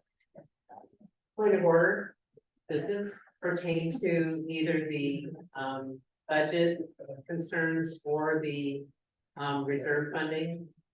Yes. So in summary, in order to provide some additional coverage, we need that to help with preventative maintenance, have extra eyes on these things that can cause lots of damage. We're going to reduce the janitorial service duties. It'll allow us to comply with the water quality regulation. It'll allow Randall to take more than a day off at a time. And it eliminate the need for volunteers, because Mark's not going to do this forever. I want to go on cruises. I'm going to go see my grandkids. So we've got to do something to help Randall out, help the staff here out, because like I said, this is not an 8-hour-a-day operation. It's an all-day, all-night operation. And that's the reason for including an additional maintenance technician in this budget.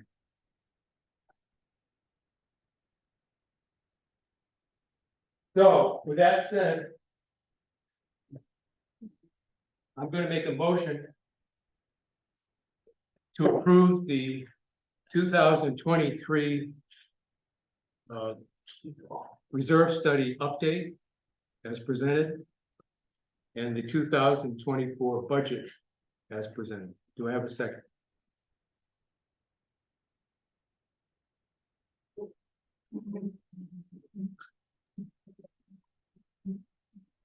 I'll second that, Mark. We have a motion and a second. Now we'll open it up to discussion. Board discussion first? Yes, yeah. Okay. You want to go first? Well, why don't you, because I Okay. can hear you. I can speak louder. Yes. I would like to amend the motion to include that once the Pulte arbitration suit is over, that the board will, as soon as possible, review the reserve study and adjust as appropriate. And I believe I'm going to have a second. Second. So that's our amendment. Do we have to vote on the amendment? Oh, it's little, this is out of order. It would be, are you willing to amend your motion? Because otherwise we vote on the one and it either goes or doesn't, and then in your motion. But if you're willing to amend it to read that, then I'm willing to amend the motion. Thank you. As proposed. Good. And Steve. And I'll amend the second. Okay, with that said, anything else from the board? I'm gonna defer any other comments to after the. Okay, we're gonna open it up to the community for comment. Yes. Okay, I'll start the ball rolling. That's the mic. Yeah. I'm standing here today as proxy for 32 of my fellow homeowners, and I'll give you their names. Karen Cansfield, Gina Alfaro Salmon, Raj Segal, Ida Alfaro, Mark Hines and Kelly Corbin, Karen Elliott Tom, Renee Mona, Cindy and Pat Legler, Dean and Corinne McDonald, Paul Cox Jr., Karen Marino, Carol and Dan Bronte, Linda Vecchio, Therese Lynn, Brent and Donna Adams, Richard and Susan Shabatz, Karen and Larry Tomes, Bonnie Medea, Ray Garcia, Karen Elliott Palm, Mary Margaret Bloomsburg, Irene Thorlin, Ed and Paula Duty, Robert Klein, Gregory Lark, Anita and Alan Solano, Andrea Rogers, Phil Friedland, Kathy Jones Christoph, Carmen and Mark Duarte, Susie and Ed Fisher, and Pat Williams. So that's 32 fellow homeowners that asked me to speak on their behalf. And I also have a letter from another homeowner, and I'm gonna read that to everybody. Thank you all for supporting the effort, and I would encourage you to stand up and speak your piece. We all have 2 minutes to speak and use that wisely. This is from Lloyd Hirsch. He lives at 6576 West Granville Trail, and he's unable to attend today due to a family medical issue. First, I would like to thank the board for all of the work put into this year's 2024 budget and reserve study. While I appreciate your efforts, please know that you are measured not by your efforts, but by your results. And based on putting forward a budget with a $214 monthly assessment and a reserve funding level of 39%, you have not met owners' expectations. In fact, I think you have put our community at a tipping point that if not addressed now will lead our community to a very uncertain financial and property value future. The president presented a graph of 13 HOAs that reflected our community on the lower side of assessments. Of these 13 HOAs, 8 had golf courses and restaurants and are not apple for apple comparisons to our community. I have posted on the Del Webb Dove Mountain Facebook page a spreadsheet of 7 communities comparable to ours, having neither restaurants nor golf courses. While our planned assessment next year is for $214, the average for all 7 communities is $211. And if you exclude Academy Village, which is not completely built out, that average drops to $194. The 7 communities have a combined average for reserve funding percentage of 64%. Our projected reserve funding percentage is 39% for next year, well below the average of 64%, and also placing Del Webb Dove Mountain community in a medium risk category for a special assessment and a fair rating for reserve percentage. A lack of prioritization and financial realism is evident in the budget and reserve study. Life as we know it will not end if we do not hire a second maintenance person for $60,000, whose duties include placing a pool cleaning device in the pool each night. This device. Okay, can I Go ahead. 30 seconds more? This device was purchased under the express condition that pool users would volunteer to do this. Why is the board allowing this to happen? The board has agreed to adding $40,000 annually from 2024 to 2027, $160,000 totals for landscaping, $40,000 for a pool equipment roof, $100,000 for a pool chemical storage area, which could potentially increase our property taxes, and an additional $400,000 of strategic landscaping, which has not even been presented to the community yet for approval. Life will not end if we remove or reprioritize landscaping or pool projects. And by the way, was any of this presented to the community for a vote? Or did the board think by stretching out the projects, they could spend hundreds of thousands of our dollars without a 2/3 approval vote from homeowners? Let's change our policies to allow adequate community oversight and approval of large expenditures. The board has missed an opportunity to educate, inform, and gain consensus through improved communication via budget and reserve study town hall study sessions, similar to those conducted by many other HOA communities. The board must provide these opportunities as we understand the HOA budget. Until further notice, I respectfully request that the board consider homeowner opinions, finance committee recommendations, which did not want to add a second maintenance person, rework the 2024 budget and stop all landscaping, pool area and strategic landscape planning until we can rework both the budget and reserve study. Remember, you are judged not by your efforts, but by your results. Put forward a reserve plan that gets us to 70% in 5 years, not 20, and a budget that reasonably mixes affordability and community satisfaction. Thank you. And I have people on this list that would also like to be mentioned who do oppose. That would be Marge Smith, Bob Seo, Dave Howe, Bruce Hinman, Dick Butler, Paul Cox, Sue Penfield, Susan Fonseca, John Wegner,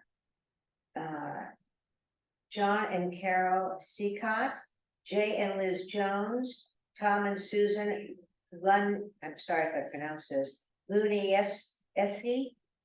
I'm sorry about that. I don't think that's right. But anyway, Karen and Ron Marino, Pat Moran, Michael Sheatley, Travis and Paula Testerman, Gary and Sue Mailer, Denise Medcott, Jackie and Tom. I didn't get their last name. Oh, Jackie and Tom Gordon, I believe.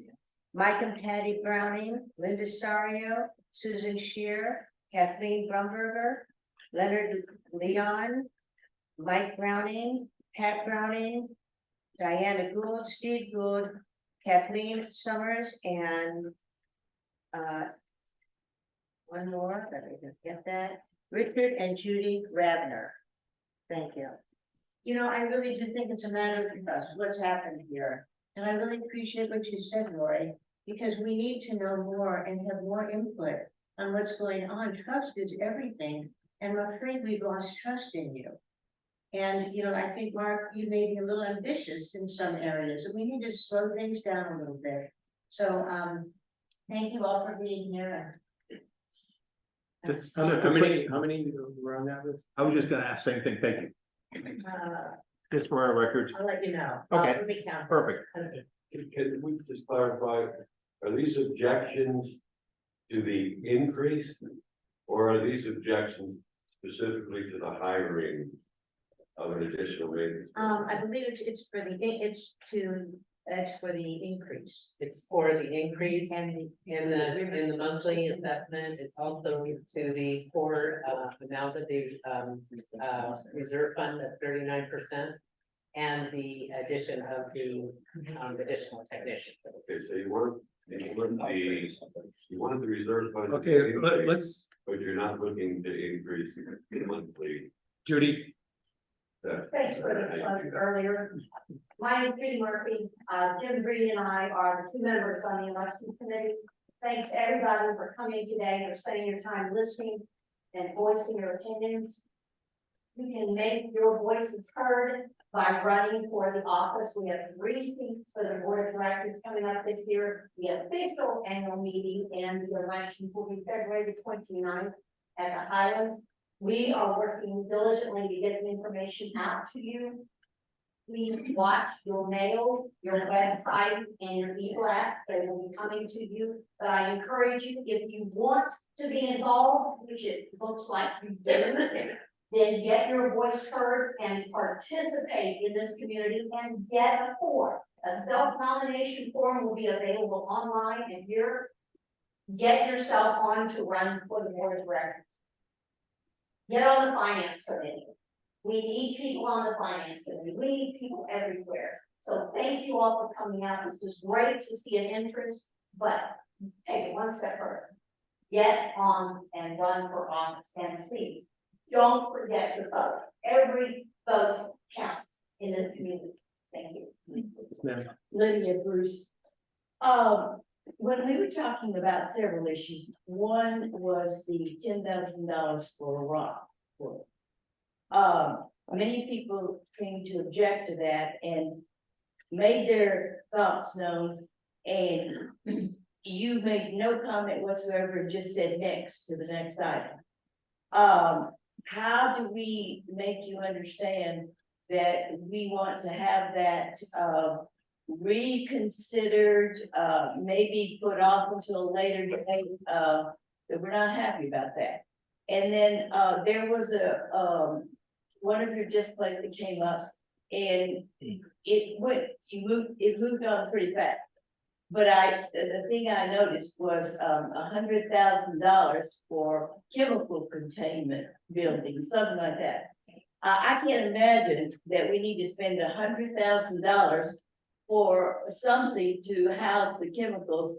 I mean, you can buy pre-made buildings, little buildings at Home Depot or other places that might be $500 that could be set over there and put the chemicals in or something like that. I mean, I just think $100,000 sounds way out of line.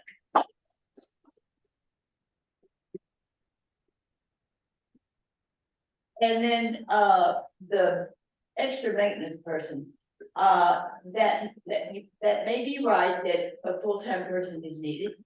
But on the other hand, what about the thought of a part-time person, which would cut down the amount of the money, maybe from 45,000 a year to 20-something thousand a year?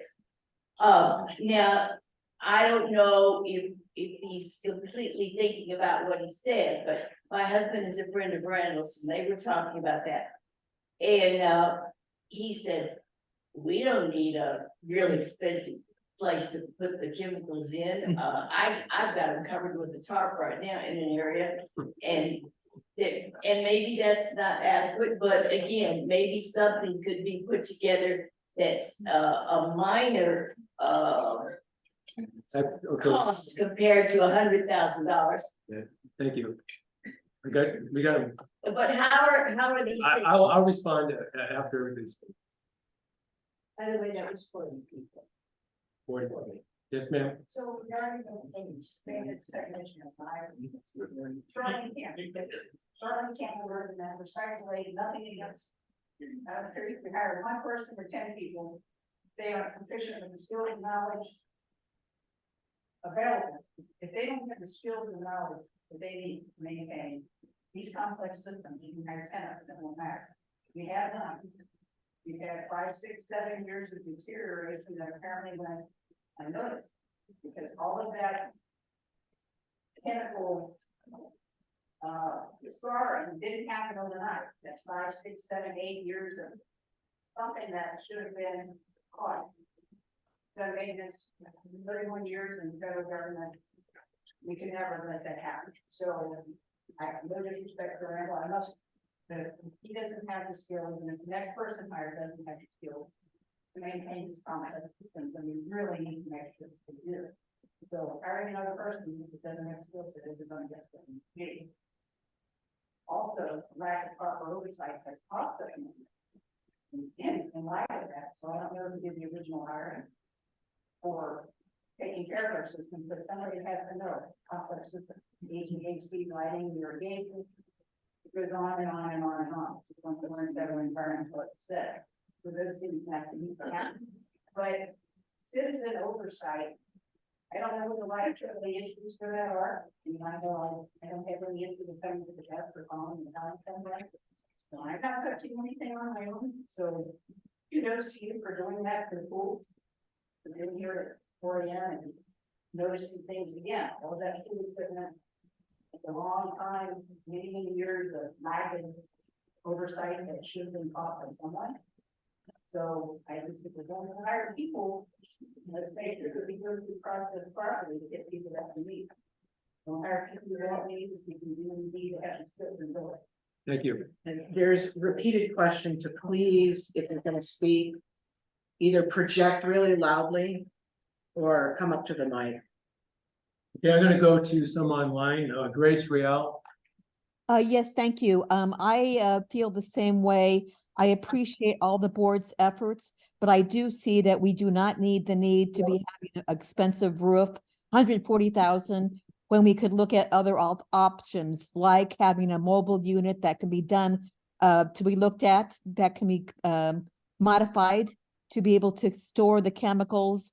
I also think that having a maintenance person full-time is unnecessary. We could look at contract pool services to take care of the pool, or we can go ahead and look at having a part-time contract person that doesn't maybe look in the community. There might be some options of people that would like to work on call part-time that they don't need benefits.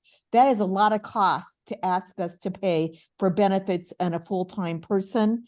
I think the 39% ratio for the funding is unacceptable. It is weak. It is not good. We should have to wait 25 years to recoup the 70% level. Whether 25 years, we're not going to be here. It's 5 years, we may be here. So we need to relook at the funding, adequate funding, and not have to pay for excessive costs. I think we need to really listen to what the community is saying. I do not like being dismissed when I bring up suggestions. And I've felt for years whenever I've been at these meetings that I'm not heard or I'm dismissed and you move on. I would appreciate some respect. Thank you. Mark, before we move on, I'd like to make a comment here. I hear a lot of, I don't like it, I don't like it, I don't like it. I have not heard one suggestion on how you move from 39% to 45%. And yes, you can delay spending, don't spend 140,000. We go down the path, you don't spend the 140,000. That's going to move our percent from 39 to about 40, 41%. I haven't done the math. The math is not simple on these reserve studies. So let's say we move the 140 out and you scrap all the landscape that people wanted to do a year and a half ago. No watering, better plants, better looking. Now the same person, Lloyd, and unfortunately he's not here, but he's the one who said he wanted to go to zero scape. The board has followed that, hired a consultant to help us. And now let's not do it. That will save us maybe 2% more. You want to get to 70% in 5 years? The board, the treasurer, and the finance committee can run the numbers. The dues will be so high, you're going to come back with the dues are now too high. So we're balancing that. That's all we're trying to do. And with no solutions being presented, the board is put in a really tough box on what to do. I have to say that you're exactly wrong on that. I have brought suggestions up and they have not been listened to. There are alternatives to building a $140,000 roof. Excuse me, but I think that I've been at every meeting and I brought up things. So you need to start listening. Grace, I am listening. I'm telling you, even if we don't spend it, it does not move the percent up very far. Okay. You want to be at 70% in 5 years? That math is not palatable. Okay, then we look at some other solutions, maybe a 10-year plan, but we just don't need to be not listening to us. We are listening to you. That's what you're not hearing me. I don't think you are. I'm sorry you feel that way. Okay, Mark, I'm done. Okay. We have another one online, Greg Gall.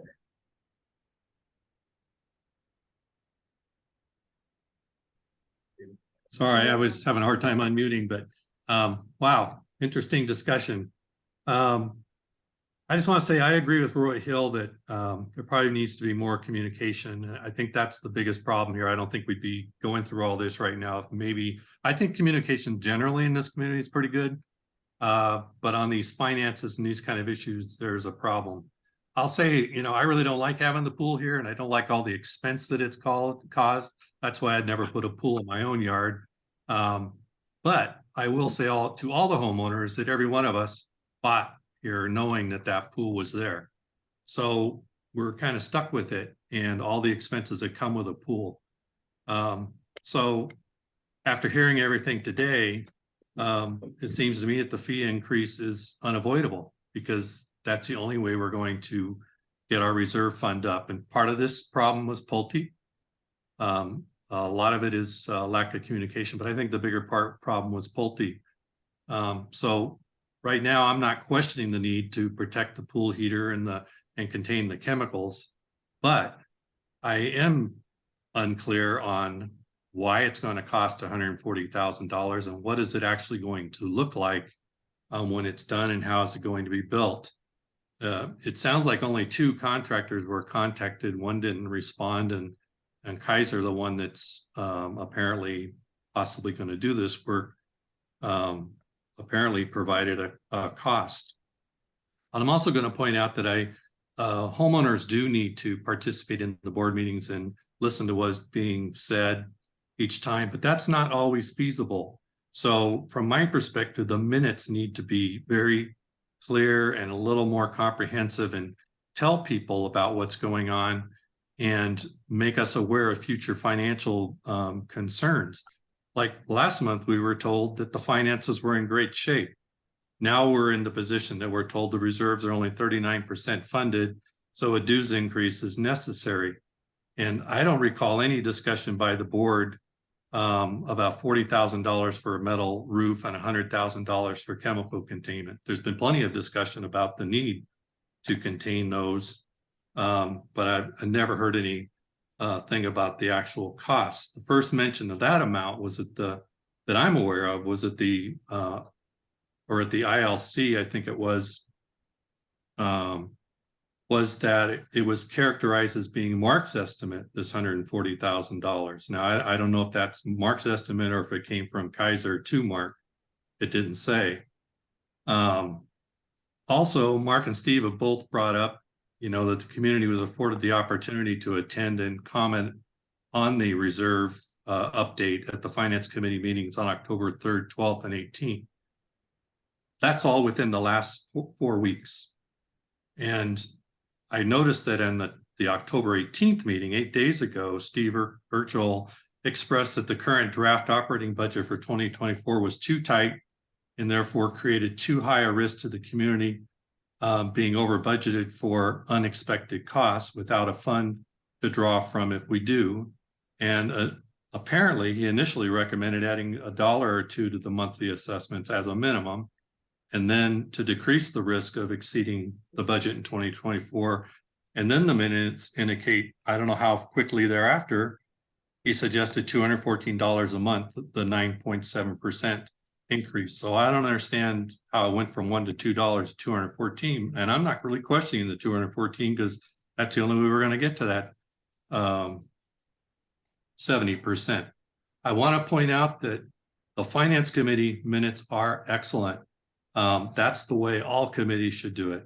The ILC minutes are fairly vague. They'll help the people that are participating in the meeting, but they won't tell people in the future what actually occurred, and they don't inform the community if you want to go look at them. They're just too vague.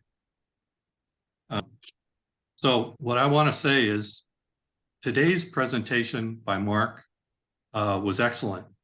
That's the kind of information that we need to see to justify things, and maybe do it a month before you're actually going to vote on it so that people have an opportunity to comment if they want to, so that they can provide relative or relevant information. I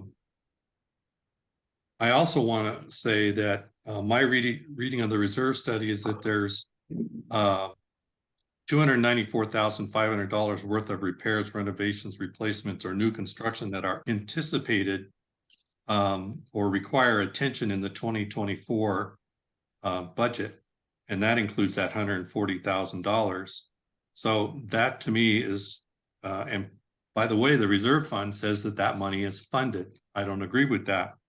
But the statement, that statement is contrary to what we were told today, which specifically is that this $140,000, for example, being added into the reserve fund is not a commitment. to build something. I agree that that's the fact. But if you look at the reserve study, it says it's anticipated that it'll be have to be addressed in this next budget year, 2024. Hey, Greg, you're gonna have to let somebody else. Is that all you have? It is for the time. Oh, one final thing, and I don't know if I wanted to mention this earlier, but I would suggest lowering the care fund to $10,000 from the $25,000 and put that difference into the reserve fund. Thanks. Yes, ma'am. Yes, sir, I have been here and I did, to me. And they've also asked, please first and last name, if you wouldn't mind. Marta Spears, 14039 North Bright Angel Trail. And I was here when they were speaking about the zero watering and all that, and I went against that for several reasons. I think grass keeps it cooler around here. You start putting rocks, it's gonna radiate a bunch of heat. But somehow they say, well, you people wanted it. That's incorrect, because I never had a chance to vote. The community as a whole never had a chance to vote on it. And so that's what I'm against, the transparency. And with that being said, I think that maybe we can say those. I thought it was 400,000 or something like that to change our grassy areas into zero landscape or less. Is that correct? Well, 400,000, but then they spread over 4 years so that the residents don't have to vote on that amount of money that's being spent. And that's what I'm against. Having said that, it's not against you. We're all together. We appreciate all the hard work, the volunteers, the time you put into it. I thank you for all of it. I just think that as a community, we can do more together, and we can have suggestions. We can help people, those residents. There's a lot of great talent in this room that can help out, but we don't know sometimes where the needs are. But anyway, I am proposing that we just postpone or do away with the changing of the landscaping of the grassy areas right now and save those 400,000 until our reserves get up a little bit more.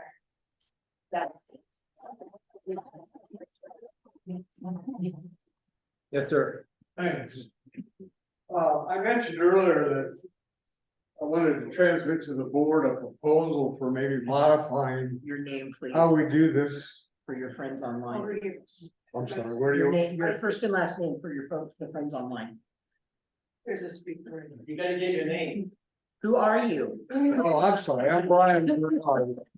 I've lived here 6-7 years, so I've been through a lot of this, including all the meetings with Bruce and all the other things. Anyway, what I want to transmit to the board today is a proposal for a process that might improve this issue of how frugal are people being and what sort of decisions are they making that brings you up to where we are today. I think a lot of things that have come out of this meeting today are the things that would come out in that process. But people aren't seeing a sort of a formal way to do that. And if you provide a more formal way to involve the community, it won't be easy, but it'll be better in the end because you'll get support or rejection for the things that you're trying to do. And I appreciate the board's effort. They seem to be doing a great job and working hard to try to solve all these problems. But this process we used at the Office of Management and Budget and I worked 31 years in that kind of a process. And it's helpful to go through this. It involves 2 steps. The first, you do about 3 months before the decision, and you take every line item in that budget, which he did a pretty good job of today, and you take a look at it and you ask yourself, how can I reduce this cost by 5%? How can I reduce it by 10%? And if I can't figure out a way to do that, why can't I figure out a way to do that? And that's important because when you scrub those current expenditures down and you can find anything, then that helps you take on the new expenditures that you know you're going to have, and that the inflation that's bound to occur no matter what you do. And if you don't do that, you're going to be in a situation where your dues are going to go up every year, all the time, if you accept those existing expenditures. So you have a process to do that. And then you have a second step, which is new expenditure reviews. And that's presented to the community in such a way so you know exactly why you need $140,000 per night. You provided the explanation as opposed to doing it and then listening to all the people complain about it because they don't know. So I transmit this to you. Okay. Appreciate the opportunity to do so. I'm sorry I only made 2 copies because that's all I could afford.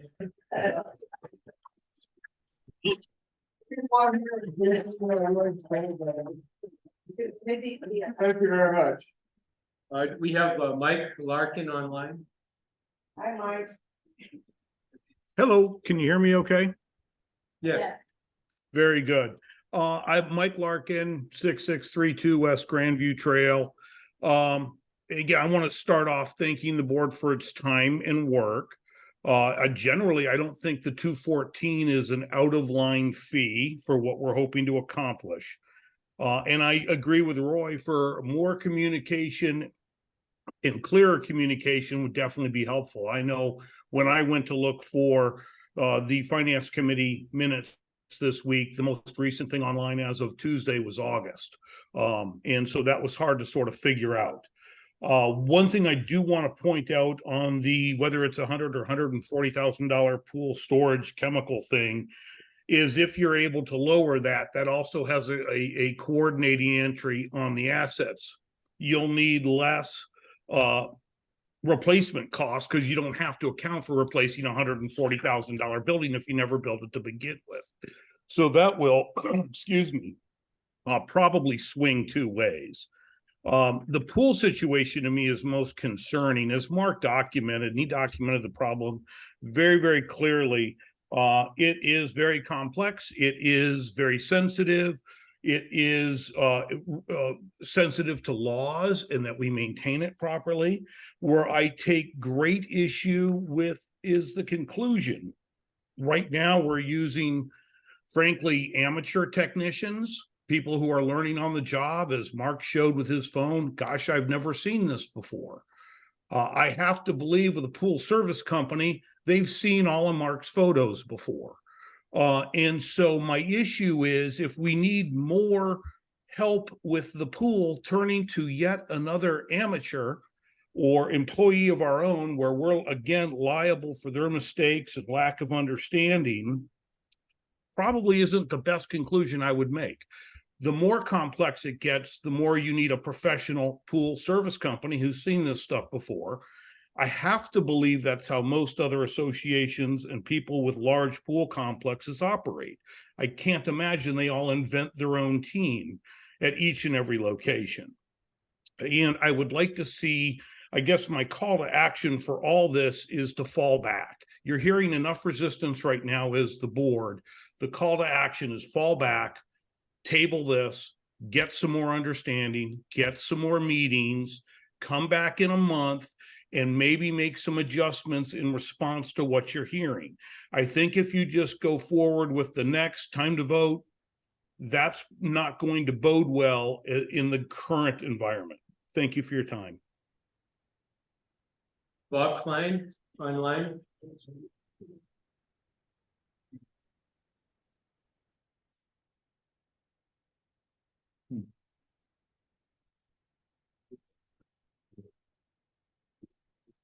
Okay, Yeah, Larry Cora.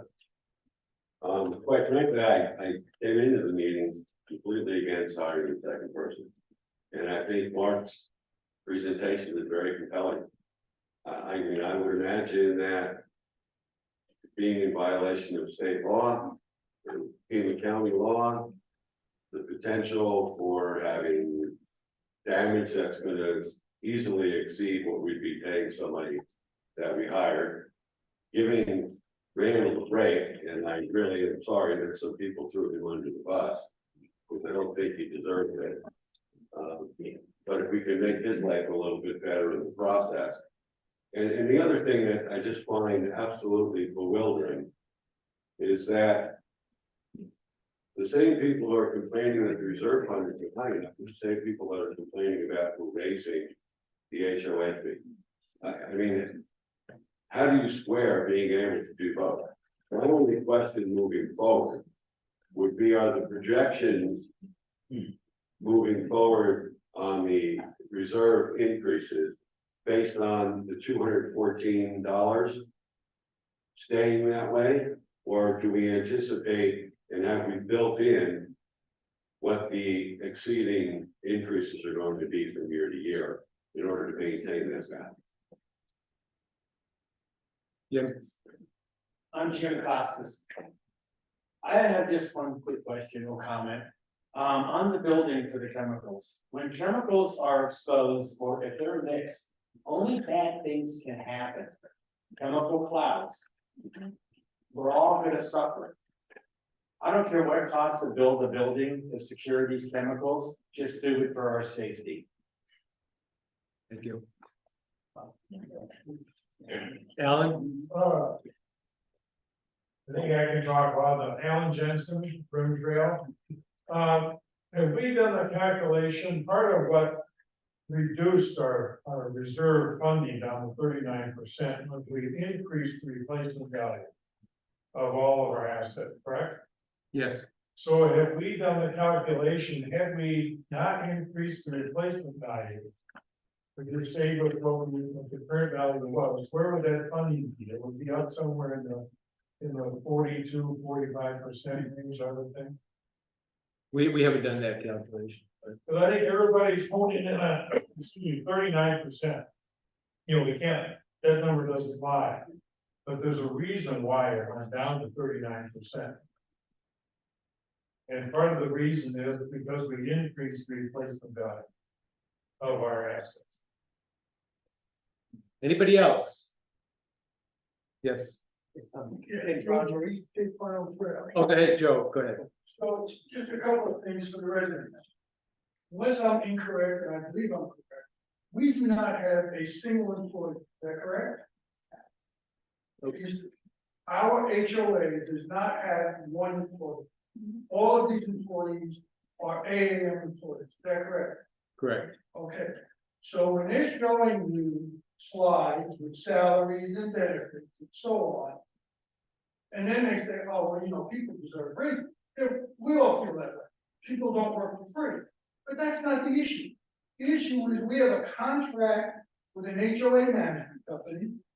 And I'm assuming the contract must be due because they're asking for increases. Who's negotiating that contract? Who's working with AAM to get us a better deal? Where is the bid process to bring in competition to ensure that we're getting the best deal? That is the board's fiduciary responsibility to this community. And all the market, love you. I really do. You work hard, and you shouldn't have to work that hard. But to be candid with you, as a board president, you're too far down in the weeds. Yeah. You let yourself get dragged down into the weeds. You shouldn't be there. You should be thinking about the bigger picture. And the bigger picture has to do with protecting this community's property values by getting the best deals on all of our contracts. And I'm not saying AAM shouldn't be the contractor. Maybe they would win a bid. Maybe, but you know what? If you bring in competition, you will reduce the overall cost. That's the way the world works. It hasn't been done. I brought this up 2 years ago when we took over. I brought it up to you again personally in an email. No response. And that's what I stopped coming to meetings. Candidly, our comments appear to fall on deaf ears. You guys appear to go your own way. And while I appreciate the hard work and effort, not all of us are able to volunteer. Not everybody in this community has the time, or we have other commitments. Some have health issues. We can't all volunteer. So we appreciate those that do. But if you're going to volunteer for a particular job, whether it's finance or have an idea, have a point of view. I mean, gee whiz. Always being, it seems like we just be dragged down the path of add. And you know what, guys, I think that's the frustration for a lot of us. $214 doesn't mean a thing. If it's the right number, fine. But I have to tell you, listening to everybody today and listening to what's being said, I would respectfully request you guys to reconsider the things that you're proposing to spend money on. And take a deep breath and go back and look at it again. Things like a full service company as opposed to spending $140,000 or almost $200,000 when you add another employee seem to make sense. I don't think it would cost that much. So have an idea. That's please. When it comes to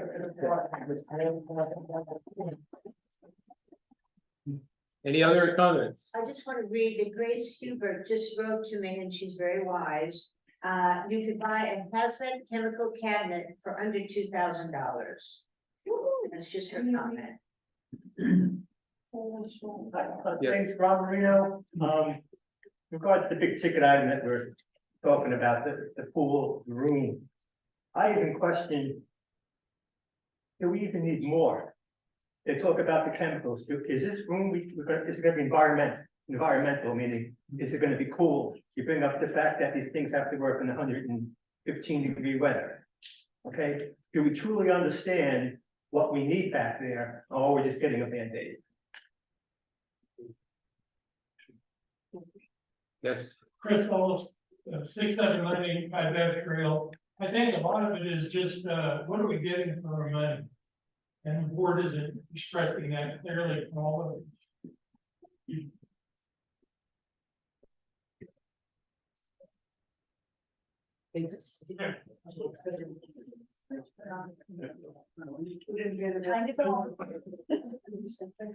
Sorry, Oh, was that it? yeah, that's it. Okay.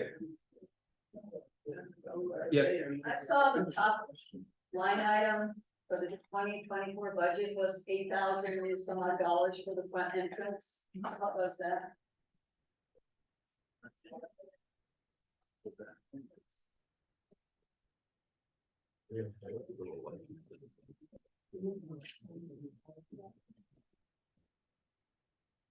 Water feature.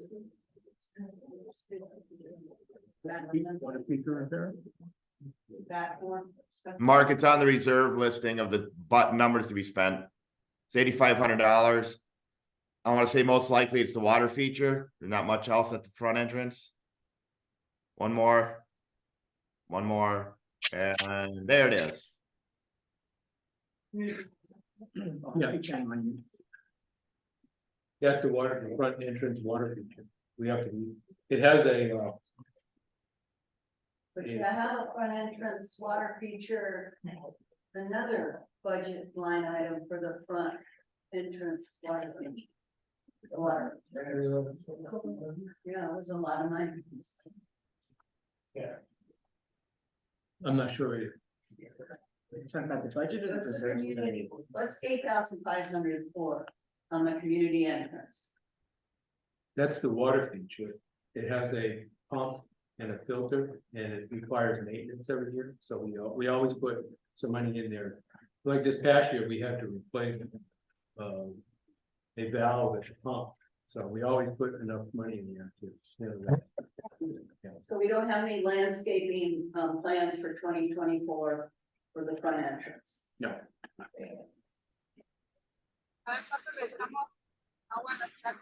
Okay,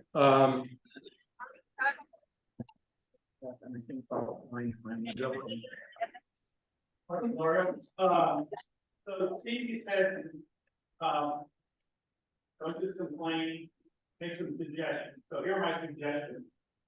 First of all, we've got $300,000 in the reserves between the strategic landscape project, the pool equipment and the roof.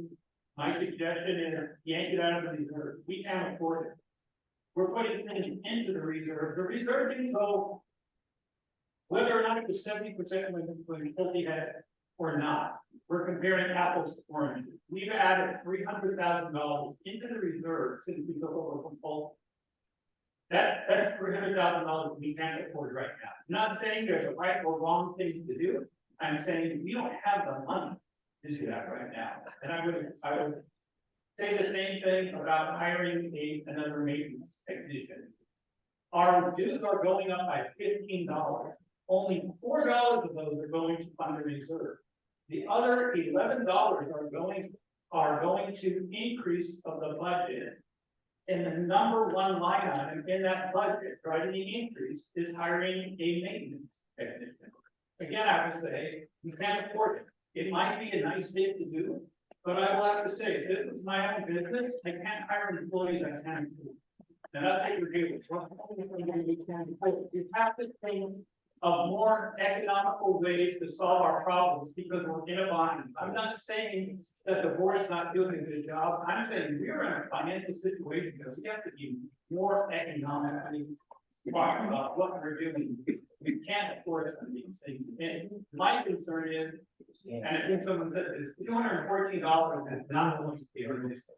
It's gonna go up again in the next 2 years. I guarantee you, because if you look at the graph, we are going down in reserves for the next 5 years before we start going up, and there will be another increase. So, if you said, I don't have any problem with $214 number, the problem I have is the majority of it is going to pay for things that maybe we should do.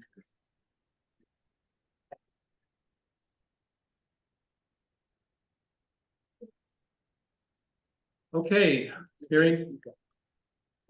Sue Canfield. Thanks, Mark. I have a couple questions that I don't know if were addressed. This proposed shelter for the chemicals. If we make a change to our footprint, what are the tax implications? We're enlarging our property. I would assume that anything that we would lose any grandfathering as far as our tax status, i.e. when you make an extension to your home, your tax responsibility changes. I don't know if that's been brought up or addressed. That's my first question. My second question is, I have a pool company. I have a pool company, and I don't have them because I can't scrub the sides of the pool. I have them as an insurance policy. In case anything goes wrong with my pool, I know I have somebody to count on. I happen to know that the pool company that I use does a lot of commercial properties. I'd be happy to share that information with you. The third thing I just want to speak about is when we were asked a year or two ago about our wish list, about what we wanted for our property to look like. It was kind of like a kid at Halloween time. You know, we have big eyes. We want everything. We've got a big appetite. The world's changed, and the world continues to change. And now that we're hit with the reality of being self-managed, I think we have to look at things differently. That wish list is wonderful. I think it's fantastic, but is it realistic at this time? So those are my comments, but I'm really concerned about the tax status changing, and if that increases our tax liability, if we expand our footprint. And I would be happy to share the information of my pool contractor, who I know does commercial, has commercial accounts. There's no tax implications. Property taxes on association common areas in Arizona are a flat rate of $500 value. Okay, so that doesn't change if we expand our footprint, that doesn't change? You're not expanding the footprint because it doesn't matter that there's a building here. This is the common area parcel for the Saguaro Center complex. The value will remain $500. Thank you for clarifying that, Karen. Then what's the name of your company, Sue, to make sure I've already spoken with them? Oh gee, gosh, I'd have to, I know them by their first names. They've been here for a while. They've been doing me good. Let me just, I'll put it in the chat. Let me just remember, and I'll put it in the chat to you, okay? All right, thank you. Just so you guys know, I did call and check about it, $10,000 a month for 5-day-a-week service for a pool company that would be willing to take on it. Hearing and seeing no other comments, it's time to vote on the item at hand, which is the 2023 reserve study update in the 2024 budget. We'll do a roll call vote. Terry Carrillo, Well, with the amendment that there will be a review yes, as soon as the Pulte claim is done. right. So some of this, part of what I want to address, I know you guys can't hear me very well, I'm doing my best. But some of the concerns I think can be brought in at that review.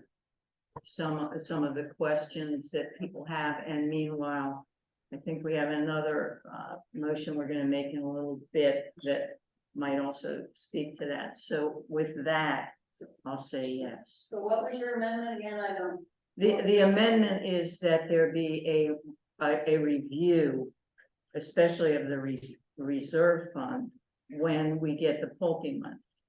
So that we can all take a look at it and say, now that we got this money, how are we going to help fix our reserve? That's been amended and agreed upon by the original. That's the amendment. So you'd be approving the budget, but you would have an amendment To redo it. to review it when we get the Pulte money. Right. What if we, Yeah. the Pulte money goes into 2025, 2026? So we have a, Right, that's a yes. yes, Steve Virgil, I will ask one question to Karen and make sure I heard it correctly. Did you say if we hired an outside pool company to do the pool monitoring instead of the technician, it would be $10,000 a month? Yes, Randall and I have called and called and called and called and called commercial pool companies. Most of them are not taking on any new clients. The only company that I had two personally come out that came and looked at it and never gave a bid. We did get one, I want to say from Kona Pools. It's $10,000 a month for 5-day-a-week service. That would be comparable to what Randall provides now. All right, so just to clarify, that's $120,000 a year. Interested in other companies because, you know, if they're already here, maybe they could give a better rate, but we called several and they're so busy and so understaffed that they're not taking on new clients, including some companies that I see active in the community like Sparkle and Splash. All right, next comment. This is to address one, Greg, your comment. My $1 or $2 was up from $2.12 or $2.13 where we started. It wasn't $1 or $2 from the $1.95. It was $1 or $2 more from the $2.12 or $2.13 where we had started the budget. And finally, on the reserves, the dollars in there are funded. We have not written any contracts to spend any money next year. So everyone needs to understand that. I think the pool, equipment, roof, containment facility is drawing a concept of proposed spend that if we don't get it into the reserve study, if we want to do it, we cannot do it because there's no money there. So just to be clear that I think we've heard you, Mark's heard you. I'm sure we'll revisit this. You know, it's not like we're writing a check January 2nd for 140,000 and see a bulldozer out there doing something. So with that, I am voting yes. Roy Hill. I have a question for Karen before I vote. Yep. I don't think it would be definitely an amendment, it'd probably be a promise from the board. Because I would like to see the maintenance tech position frozen until we have a chance to look at it further and discuss with the finance department, finance committee and all that. May I vote yes and then just ask for the promise from the board, or should I vote no and say I want to amend it? We're not gonna pull the trigger on advertising for a position until we're told to pull the trigger on advertising for a position, so. Okay. It's not been advertised. It would be the board that would tell you to, by a vote to advertise. Okay, as long as I understand, it's not in process right now, Yeah, that we have a it's not. chance to not hire or come up with another option, I'll vote yes. Mark Martell, Well, since we're all commenting here, based on Karen's clarification on that pool contract, Steve's comments based on you know, the expenditures there, as well as looking at the pool complex, and Terry's wanting to review this reserve situation after we get through the arbitration. Long story short, I'll say yes. and Mark Johnson votes yes, so we have approval for the reserve study in the 2024 budget. The next item on the agenda.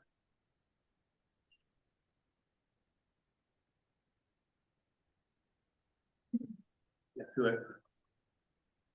We have no discussion items. The next meeting will be what's that? I'd just like to reiterate what Harry and I said before. We definitely would like to have more town halls, more study sessions with the finance committee, with the board, with whatever committee is involved, including ILC, and it may not fit into discussion items, but that's where we definitely stand, and we'd like to follow up with that in the future.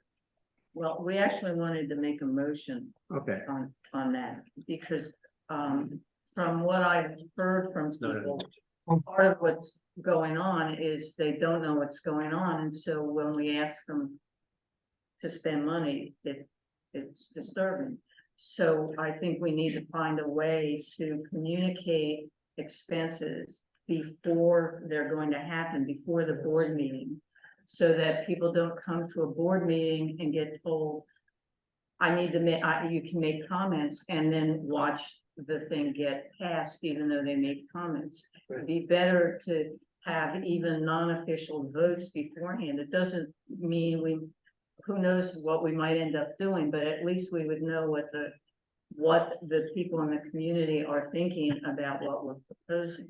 And even if they don't agree with us, they'll understand what our thinking was. And I think that's important. That's a huge improvement on transparency. So I'd like to make a motion that we have some meetings like that whenever there's going to be a big expenditure. It is a pain to have extra meetings, but I think it's worth the while. I thought we already had. Well, It wasn't a motion. No, you're. yeah, it wasn't Before was not. it was not a motion. He just made a statement, Yeah. but we'd like to have the board vote on that. And I'll second that motion. All right, we have a motion to have more study sessions, was the original. Right, Yeah. town halls or Sure. studies, however. All right, we'll do roll call vote. Terry Carrillo, Yes. Steve Urkel. Steve, Yes. Roy Hill, Yes. Mark Martell, Yes. Mark Johnson votes yes. Very good. Before we close, I just wanted to comment on a few things. Excuse me, I have a question. Yes, I sat through this whole thing. yeah, So. I'm still not understanding, so you're gonna pass this budget even though with the increase in your association fees. Even though you have resistance to that. well, we have some resistance, we have some people supporting it. I sense there's a lot more resistance to it until we know more. Well, we have both. And not all the commentary comes at this meeting. So we've already passed, So you're passing it anyway, we already did, and raise the fees. yeah. It's already done.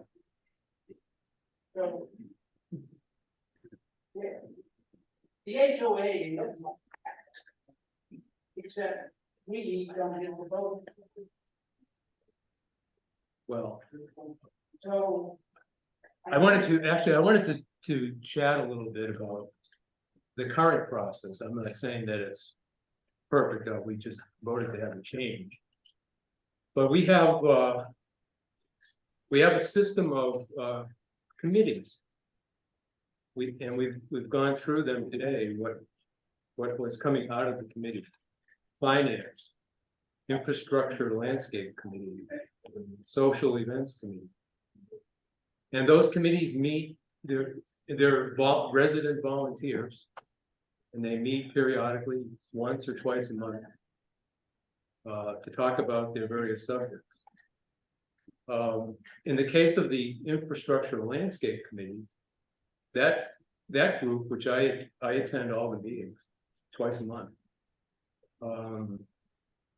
is responsible for providing input into the reserve study and implementing the projects that are in the current year's reserve fund budget. And I can only, so we've had 24 meetings this year, and we only had maybe 2 residents attend one of those meetings, just 2. And the minutes are posted, the agendas are posted. So we have a process in place that a lot of people don't take advantage of. I mean, we had a discussion about the reserve study in depth. I know back in July or so, where we gathered our comments and provided them to the reserve study consultant. Not one community member came and listened. Only 1 or 2 people go to the finance committee meetings where they talk about the study. We do publish the financials before the board meeting. And but they go after. Well, actually, yeah, no, once Steve's report is published. Yeah. And a lot of the financials are located on the website. So we already have in place some systems that perhaps we need to better explain to folks. Plus the ones we're talking about expanding. So there is, you know, some transparency there, but unfortunately people aren't taking advantage of it.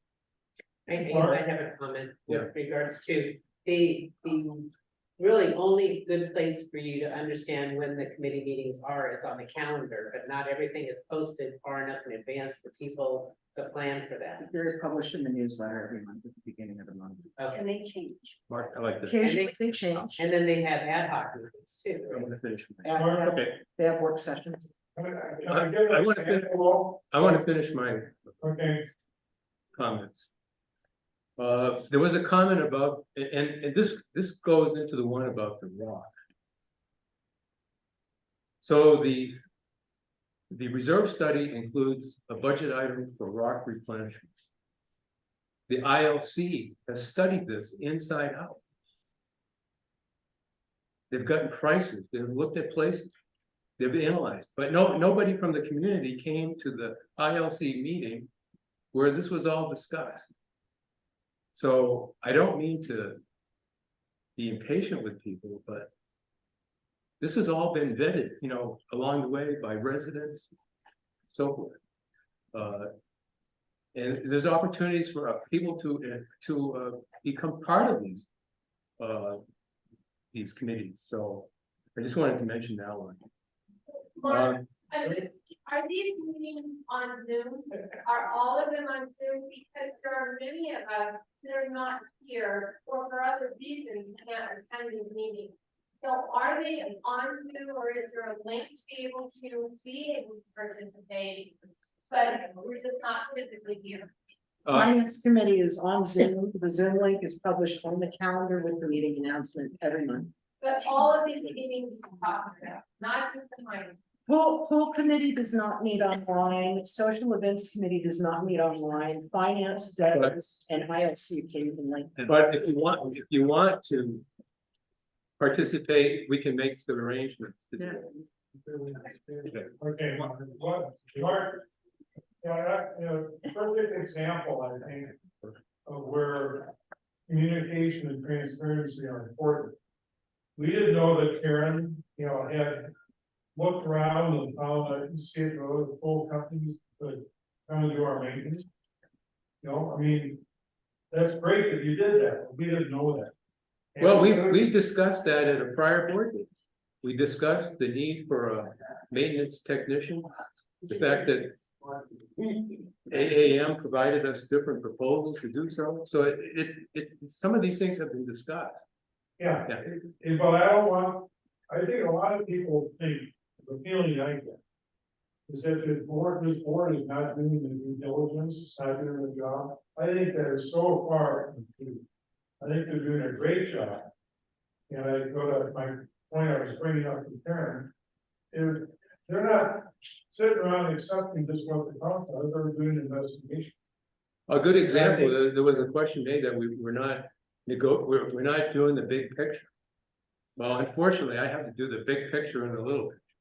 Because we just don't have the resources here to do it. Yeah, you have to look at it from 10,000 feet on the road. No. But we have a $208,000 landscape budget. Guess what? Mark negotiated a zero cost increase. That's our biggest line item. You know, if that had gone up, 5%, 10 grand. We've negotiated a zero cost increase for our landscape company. Whether we'll get that again next year, I don't know. So, And we- we're doing it very well. yeah. So, Yeah. yes, Kim. So I have a suggestion for maybe, it's not gonna help us this year, but it might help next year. So it's always the same thing every year in a budget cycle that I worked. It was the budgets were due in October and we were always really up to the gun and there was not as much time to educate, have town hall like Terry and what they're talking about. And I know it'll be really hard because Steve's probably ready to pull my hair out. But maybe there would be a way to have the finance committee's goal to have the first draft instead of in, early October, if it had, if we could create more of a gap between when the finance committee knows what they think it's gonna be and when we're at this meeting, that way there's a bit more of a time to have these town halls and educate. So that we're not having this discussion here at this meeting, that the questions have been asked and answered, and we just, because it sounds like even though that there's a lot of opportunity, it seems like people need maybe a little bit more opportunity or, shall we even say some spoon feeding, so we can go through each thing line by line and get the questions answered. Just to create more of a gap. Yeah, I agree completely. Because we get into this time crunch period. That makes people stressful. Okay, Right. just to address this gentleman's question a little bit more, before I voted yes, you probably heard me ask Karen about the full-time position for the second maintenance person. That money is in the budget, has not been spent, and until we, the board, have to vote on that position later in the year if we want to hire it. I'm not saying, I voted yes, but I'm not saying I'm gonna vote yes for that, but I will be open to options and things like that. So that money is in there if we need to hire it, but that money does not have to be spent. Okay, it's up to a vote for the board. I just wanted to clarify that, just because it's in budget, we don't have to vote for a full-time person. Hey, Mark, I have a comment. I make a motion to end the meeting. Yeah, I just wanted to mention our next meeting is November 16th. It's gonna be a combination annual meeting. And board meeting, it's not the election annual meeting, but because we switched the schedule to move the real annual meeting up in February, we're required by law to have one in 2023. So you'll be seeing more about that. It's not gonna be anything outrageous, but State of the Union. With that, I'll second the motion to adjourn. All in favor? Aye. Thank you all for coming. Mark, is there executive session after this? Yes. Okay, all right. We'll do it in 5. All righty. Yep.